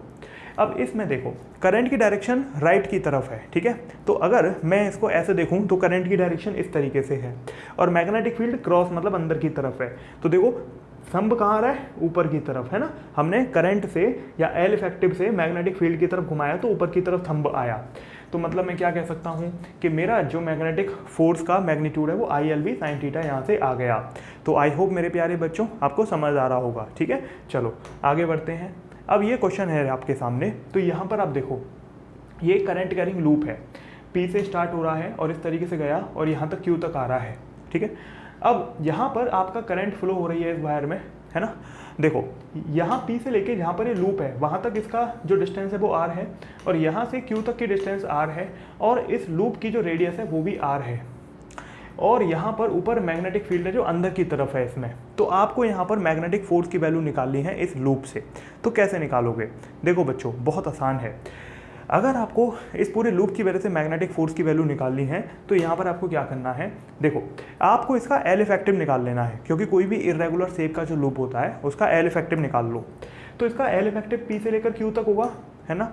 तो P से लेकर Q तक कितनी दूरी है, R प्लस R और प्लस इसका डायमीटर 2R, तो टोटल हो गया 4R। तो हमें एल इफेक्टिव की वैल्यू 4R पता चल गई। करंट हमारा I है, ठीक है। तो वैल्यू क्या होती है, ILV sin थीटा, ठीक है। अब देखो जो हमारा एल इफेक्टिव है वो 4R है, और साइन थीटा कितना है, साइन 90 है। थीटा क्या होता है, थीटा आपका जो भी करंट है या एल इफेक्टिव है क्रॉस B होता है, मतलब B और एल इफेक्टिव के बीच में। अब देखो एल इफेक्टिव आपका P से Q तक है, मतलब ऐसे है, और आपका जो B है वो इधर की अंदर की तरफ है। तो यानी कि आपका जो यहाँ पर आप गौर से देखो, यहाँ पर आप अगर एल इफेक्टिव ऐसे हैं तो ये 90 डिग्री पर है, तो मैग्नेटिक फील्ड अंदर है, और एल इफेक्टिव ऐसे हैं तो 90 डिग्री पर है ना। तो थीटा की वैल्यू 90 आ गई। तो इस तरीके से आप यहाँ पर साइन 90 रखोगे, इसकी वैल्यू 1 हो गई, तो ये हो जाएगा 4RIB। अच्छा अब FM की वैल्यू J कैप में आएगी, क्योंकि एल इफेक्टिव से मैग्नेटिक फील्ड की तरफ घुमाओगे तो थंब ऊपर आ रहा है, ठीक है ना। तो आई होप मेरे प्यारे बच्चों आपको समझ आया होगा कि कैसे हम अप्रोच करेंगे। ये क्वेश्चन है, यहाँ पर आप P से चले, करंट आपका गया गया गया इस तरीके से आपका आप Q तक आ गए, ठीक है। अब यहाँ पर ऊपर लेंथ L थी, नीचे भी L थी, और ये सेमी सर्कुलर लूप था, इसमें रेडियस R थी, ठीक है। और मैग्नेटिक फील्ड आपका यहाँ पर अंदर की तरफ है। तो आपको क्या करना है, आपको मैग्नेटिक फोर्स कैलकुलेट करना है। तो कैसे करोगे, आपको PQ के बिटवीन मैग्नेटिक फोर्स कैलकुलेट करना है, मतलब P से Q तक। तो अगर आप देखें बच्चों P से Q तक अगर आपको मैग्नेटिक फोर्स कैलकुलेट करना है तो फॉर्मूला होता है I L effective cross B। तो बच्चों करंट मेरा I हो गया, L इफेक्टिव मेरा P से Q तक कितना है, ये R है, ये भी R है, तो ये 2R हो गया। L इफेक्टिव मेरा 2R है, ठीक है। L effective is 2R, okay. Current is I, और यहाँ पर मैग्नेटिक फील्ड है B, तो L इफेक्टिव हो गया मेरा। अच्छा उसकी direction 2R minus J cap हो जाएगी, क्योंकि इनिशियल से फाइनल की तरफ होती है। भाई आपको पता है ना कि जो एल इफेक्टिव की डायरेक्शन है वो करंट की डायरेक्शन में होता है। अब करंट की डायरेक्शन P से लेकर Q तक है, तो एल इफेक्टिव की भी P से Q होगी, मतलब नीचे की तरफ, और नीचे हम माइनस J कैप ले लेते हैं। तो यहाँ पर बच्चों एल इफेक्टिव 2R आ गया, माइनस J कैप आ गई। अब यहाँ पर देखो फोर्स निकालना बहुत आसान है, क्योंकि हमें एल इफेक्टिव पता है। तो फोर्स होता है BI L effective into sine theta, और आपका ये I कैप हमारी डायरेक्शन हो गई, वो मैं अभी आपको बता दूंगा। तो L इफेक्टिव हमारी वैल्यू यहाँ पे 2R आपने डाला, तो यहाँ पर FPQ आ जाएगा मेरा 2BIR I कैप, ठीक है ना, बहुत आसान। देखो अब फोर्स की डायरेक्शन कैसे निकाल ली हमने, एल इफेक्टिव नीचे है और मैग्नेटिक फील्ड अंदर की तरफ है, ठीक है। अब देखना ये नीचे हो गया और मैग्नेटिक फील्ड अंदर की तरफ है, देखो नीचे हो गया और मैग्नेटिक फील्ड अंदर की तरफ है, तो फिंगर कर्ल करी मैंने, तो देखो थंब किधर आ रहा है, आगे की तरफ, आई कैप की तरफ, तो इसलिए मैग्नेटिक फोर्स हमारा प्लस आई कैप में था, ठीक है। आई होप आप समझ पा रहे होंगे। चलो तो अब देखो ये जो पॉइंट है वो है magnetic force between two long infinite wire current carrying wire, ठीक है। मतलब दो इनफाइनाइट वायर हैं करंट कैरिंग, तो उनके बीच में मैग्नेटिक फोर्स कितना होगा, ठीक है। जब देखो दो करंट कैरिंग जो वायर होते हैं ना वो एक दूसरे को अट्रैक्ट या रिपेल कर सकते हैं। देखो बच्चों यहाँ पर आप देखो ये आपका वायर है, इन्फानाइट वायर है पहले नंबर का, जिसमें I1 करंट फ्लो हो रही है। ये दूसरा वायर है जिसमें I2 करंट फ्लो हो रही है। और हर वायर का अपना मैग्नेटिक फील्ड है, ठीक है। जब करंट फ्लो होती है तो ओरेस्टेड के नियम के हिसाब से अपने चारों तरफ क्या बनाता है, मैग्नेटिक फील्ड बनाता है। इनके बीच में सेपरेशन D है। और मैंने आपको बताया भी था कि जब मैग्नेटिक फील्ड से इंटरेक्ट करता है तो मैग्नेटिक फोर्स मिलता है। तो यहाँ पर बच्चों हमें जो फोर्स पर यूनिट लेंथ मिलता है F21, मतलब F21 का मतलब क्या, फोर्स ऑन 2 ड्यू टू 1, मतलब सेकंड वायर पे पहले की वजह से फोर्स कितना मिलेगा, म्यू0 I1 I2 अपॉन 2 पाई D, ठीक है। चाहे आप F12 निकालो चाहे आप F21 निकालो, मैग्नीट्यूड वाइज सेम है, म्यू0 I1 I2 अपॉन 2 पाई D, ठीक है। I1 I2 वही है, करंट है दोनों वायर का, है ना। और ये आपका यहाँ तक आपको समझ में आना चाहिए। देखो एक और बात, ये फोर्स पर यूनिट लेंथ है, मतलब ये जो वैल्यू है वो सिर्फ यूनिट लेंथ की है। अगर आपसे एग्जाम में 10 मीटर लेंथ की बात करी जाती है तो फिर आपको 10 से मल्टीप्लाई करना पड़ेगा, ठीक है। तो ये हमारी केवल फोर्स पर यूनिट लेंथ है, ये आपका कंप्लीट फोर्स नहीं है, ये केवल 1 मीटर या 1 सेंटीमीटर या जो भी आपकी यूनिट है तो यूनिट लेंथ का फोर्स है, ठीक है। अब जितना भी आपको लेंथ दी जाए तो उसके हिसाब से आप कर लेंगे, है ना। चलो अब देखो ये इंपॉर्टेंट पॉइंट, अगर आपको ये याद रखना है कि अगर दो वायर आपके सेम डायरेक्शन में करंट फ्लो करते हैं तो वो एक दूसरे को अट्रैक्ट करते हैं, जबकि वहीं पर अगर दो वायर आपके अपोजिट डायरेक्शन में करंट फ्लो करते हैं तो वहीं पर वो रिपेल करते हैं। तो अट्रैक्शन एंड रिपल्सन, ये दो कहानी चलेंगी। अट्रैक्शन में दो वायर सेम डायरेक्शन में जब करंट फ्लो करें, और रिपल्सन में जब अपोजिट डायरेक्शन में करंट फ्लो करेंगे, ठीक है। आई होप आप इस बात का ख्याल रखेंगे।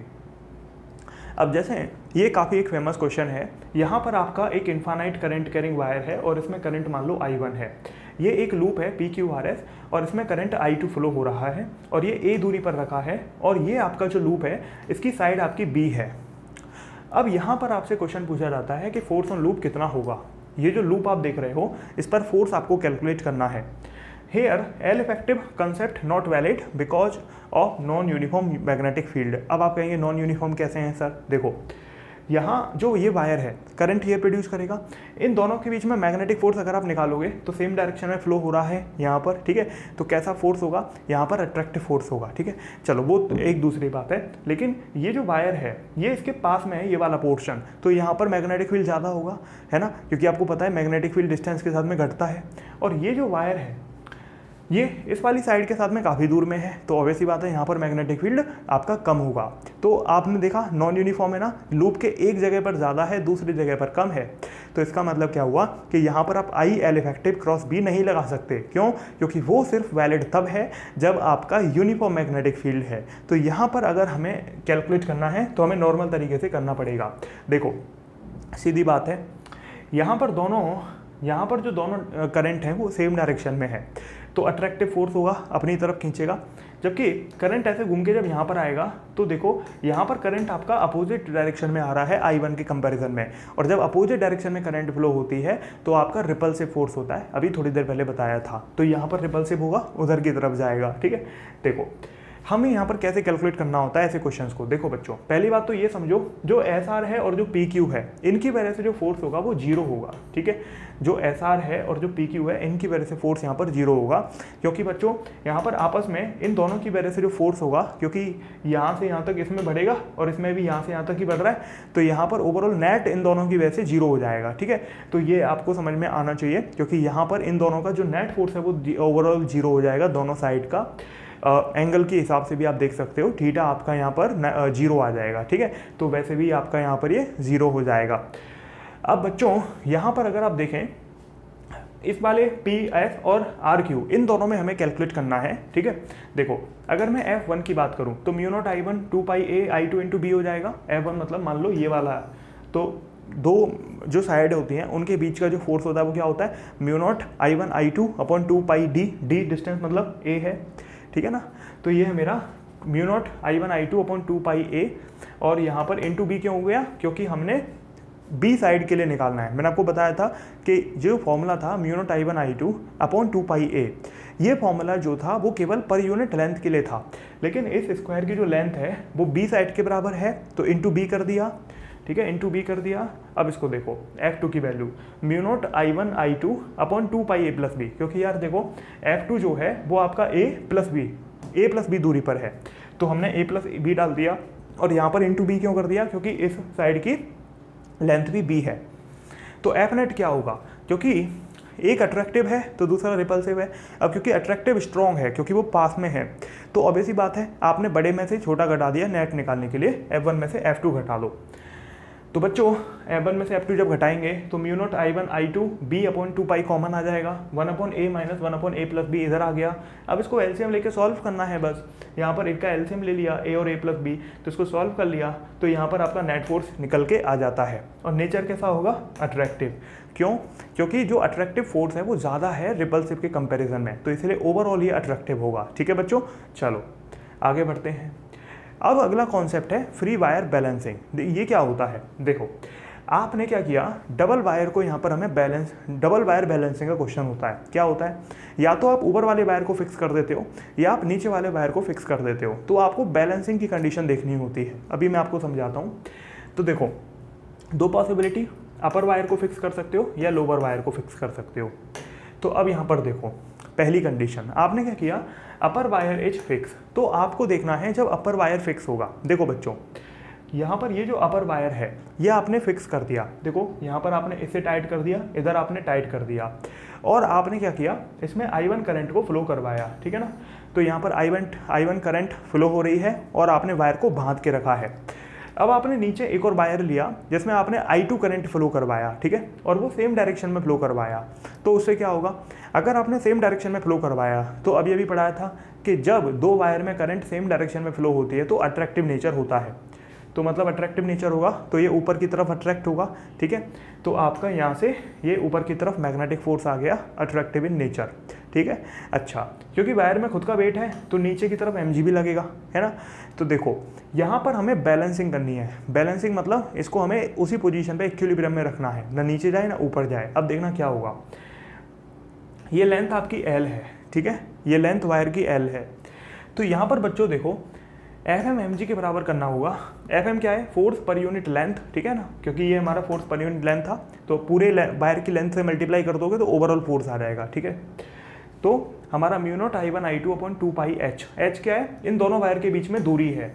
तो आपको याद होगा जब दो वायरों में करंट फ्लो हो रही थी तो उनके बीच में मैग्नेटिक फोर्स जो होता था वो mu naught I1 I2 upon 2πa होता था। ए क्या था, दोनों वायर के बीच का सेपरेशन था, या 2πd होता था, मतलब दोनों वायर के बीच का डिस्टेंस।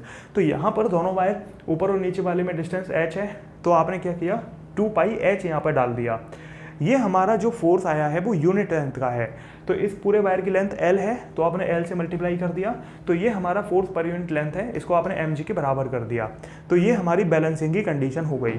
लेकिन एक और क्वेश्चन पूछा जाता है कि यहाँ पर जो इक्विलिब्रियम है वो अनस्टेबल है या स्टेबल है। देखो बच्चों ये कैसे पता लगाते हैं, अनस्टेबल इक्विलिब्रियम ऐसे इक्विलिब्रियम होते हैं जहाँ पर अगर मेन पोजीशन से आपकी बॉल या ऑब्जेक्ट चला जाता है तो वो मेन पोजीशन पर वापस नहीं आता। लेकिन स्टेबल इक्विलिब्रियम में क्या होता है कि आपने अगर बॉल को नीचे, देखो मैं आपको बता देता हूँ, एक जैसे सपोज यहाँ पर बताने की कोशिश करता हूँ। देखो मान लो ये एक इक्विलिब्रियम है, तो यहाँ पर बॉल थी, तो बॉल आपने जब नीचे फेंक दी तो क्या वो अपनी मेन पोजीशन पर वापस आएगी, नहीं, वो नीचे ही रह जाएगी। लेकिन वहीं पर आपका ऐसे देखो, यहाँ पर आपने बॉल फेंकी तो क्या होगा, यहाँ पर आपने बॉल फेंकी तो यहाँ पर जाएगी, पर यहाँ पर रुकेगी नहीं, वो फिर ऊपर चली जाती है। तो ये इक्विलिब्रियम स्टेबल होता है और ये अनस्टेबल का एग्जाम्पल है। ठीक है ना, तो अब गौर से देखना ये अनस्टेबल है या स्टेबल है। देखो आपने क्या किया, आपने इस वायर को पकड़ा और नीचे की तरफ थोड़ा लेके चले गए। जब आप नीचे की तरफ लेके चले गए तो क्या ऐसा होगा कि ये वायर ऊपर जाएगा। देखो देखना, जब आप इसको नीचे लेके जाते हो तो क्या हो रहा है, नीचे लेके जाते हो तो h की वैल्यू बढ़ रही है। ठीक है, तो h की वैल्यू जब बढ़ती है, जब डिनोमिनेटर बढ़ता है तो ओवरऑल आंसर घट जाता है। मतलब क्या हुआ कि मैग्नेटिक फोर्स आपका उल्टा कम हो जाएगा डिनोमिनेटर बढ़ने से, तो मैग्नेटिक फोर्स कम हो गया। ठीक है, तो भैया अगर मैग्नेटिक फोर्स कम हो गया तो इसका मतलब क्या हुआ कि mg तो उतना ही था, मैग्नेटिक फोर्स कम हो गया। मतलब ये अगर आपने नीचे खिसका दिया तो नीचे ही खिसकता चला जाएगा, अपनी मेन पोजीशन पर वापस नहीं आएगा। तो इसलिए ऐसे इक्विलिब्रियम को क्या बोलते हैं, अनस्टेबल इक्विलिब्रियम। ठीक है, तो ये अनस्टेबल इक्विलिब्रियम का एग्जाम्पल है, जबकि अभी मैं आपको दूसरा जो बता रहा हूँ ये स्टेबल है। ठीक है, देखो कैसे, पहले एक एक चीज़ करके समझ लेते हैं। पहले बैलेंसिंग की बात कर लेते हैं। तो आपने अब की बार लोअर वायर को फिक्स कर दिया, तो इसमें करंट आपने I1 दौड़ाया, और आपने अपर वायर लिया, और इक्विलिब्रियम के लिए हमें क्या करना पड़ता है, इक्विलिब्रियम के लिए ऑब्वियस ही बात है, इक्विलिब्रियम के लिए क्योंकि वेट तो धरती माँ की तरफ नीचे mg लगेगा, तो इक्विलिब्रियम के लिए फोर्स ऊपर लगना चाहिए, और ऊपर रिपल्सिव फोर्स तभी लगेगा जब आपके जो करंट की डायरेक्शन है वो दोनों में अलग अलग होती है, अपोजिट होती है। क्योंकि सेम डायरेक्शन होती है तो फोर्स आपका अट्रैक्टिव होता है, ठीक है, ये हमें पता है। तो रिपल से फोर्स करने के लिए हमने करंट की डायरेक्शन अपोजिट कर दी, तो ऊपर की तरफ फोर्स लग गया, mg नीचे की तरफ लग गया, तो Fm अगर mg के बराबर रहेगा तो ये बैलेंस रहेगा, ठीक है। तो अब Fm की वैल्यू वही μ0I1I2/2πh, इनके बीच का सेपरेशन h है, हाइट है ना, और आपकी क्योंकि ये यूनिट लेंथ का है तो वायर की लेंथ से मल्टीप्लाई कर दिया तो पूरे वायर का फोर्स आ गया इक्वल टू mg आपने कर दिया।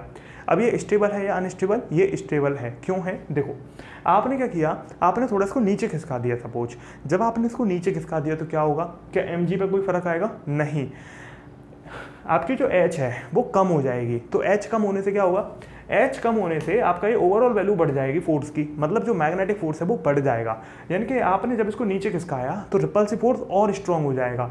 तो ये ऑब्वियस सी बात है, जब नीचे से धक्का ज़्यादा लगेगा तो अपने आप ऊपर पहुंच जाएगा, है कि नहीं। तो ऑब्वियस सी बात है बच्चों, आई होप आपको समझ आ रहा होगा कि ये स्टेबल है। क्यों, क्योंकि आपने अपनी मेन पोजीशन से हटाया, ये तब भी अपनी मेन पोजीशन पे वापस चला गया। तो आई होप मेरे प्यारे बच्चों आपको समझ आ रहा होगा कि हम ऐसे क्वेश्चंस को कैसे अप्रोच करेंगे, ठीक है। चलो आगे बढ़ते हैं। अब बात करते हैं, क्योंकि यहाँ पर अगर आपने इसको थोड़ा नीचे सरका दिया तो यहाँ पर SHM मिलती है हमें, ठीक है। तो आपने जब नीचे सरकाया तो वायर फिर से मीन पोजीशन पर जाएगा। अब इनर्शिया की वजह से वो मीन पोजीशन पे रुकता नहीं है, वो फिर ऊपर चला जाता है, फिर वो मीन पे आता है, फिर वो नीचे जाता है, ऐसे करके फिर SHM चलती रहती है, सिंपल हार्मोनिक मोशन, ठीक है। तो यहाँ पर बच्चों टाइम पीरियड क्या होता है सिंपल हार्मोनिक मोशन का, वायर का 2π√h/g, ठीक है। तो यहाँ पर आपका h क्या है, distance between the both wire, आपने देखा जो दोनों वायर के बीच की डिस्टेंस थी वही h है, ठीक है। तो ये आपको ध्यान रखना है, ओके। अब ये क्वेश्चन है इसी के ऊपर, देखो आपने क्या किया, एक करंट कैरिंग वायर को हेल्ड किया है दो स्ट्रिंग से, स्ट्रिंग में टेंशन है T और मैग्नेटिक फील्ड अंदर की तरफ है, ठीक है। तो यहाँ पर आपको ये टेंशन इन द स्ट्रिंग क्या होगी, ये आपको बताना है क्वेश्चन के अंदर। अब देखो इसको कैसे अप्रोच करेंगे, बहुत आसान है। नीचे की तरफ देखो क्या लग जाएगा, mg लग जाएगा, ठीक है।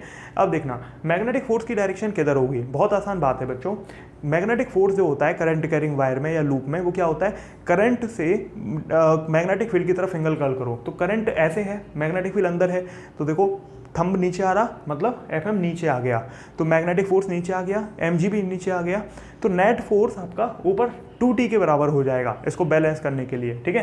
तो 2t मेरा Fm + mg के बराबर हो गया, तो t की वैल्यू क्या आ जाएगी, Fm + mg/2। अब Fm क्या होता है, ILB होता है, ILB sin थीटा, साइन तो 90 है, मतलब थीटा तो 90 है, तो ILB हो जाएगा सीधा सीधा, ठीक है। तो ILB + mg/2 टेंशन हो जाएगा। आई होप आपको समझ आ रहा होगा, ठीक है। तो बच्चों इस तरीके से हमारा पूरा चैप्टर कंप्लीट होता है, मैग्नेटिक इफेक्ट ऑफ करंट, ठीक है। आई होप मेरे प्यारे बच्चों आपको समझ में आया होगा, मज़ा आया होगा, ठीक है। एंड आपने बहुत कुछ इसमें से सीख के इम्प्लीमेंट करके देखेंगे, आप क्वेश्चंस करना, PYQs कर लो, सारी चीज़ें कर लो, ठीक है। आई होप आप आसानी से सब चीज़ों का फ़ायदा उठा पाएंगे, ठीक है। चलिए थैंक यू बच्चों, have a nice day. This is Rohit Agarwal signing off. जय हिंद, जय भारत, वंदे मातरम। थैंक यू बच्चों।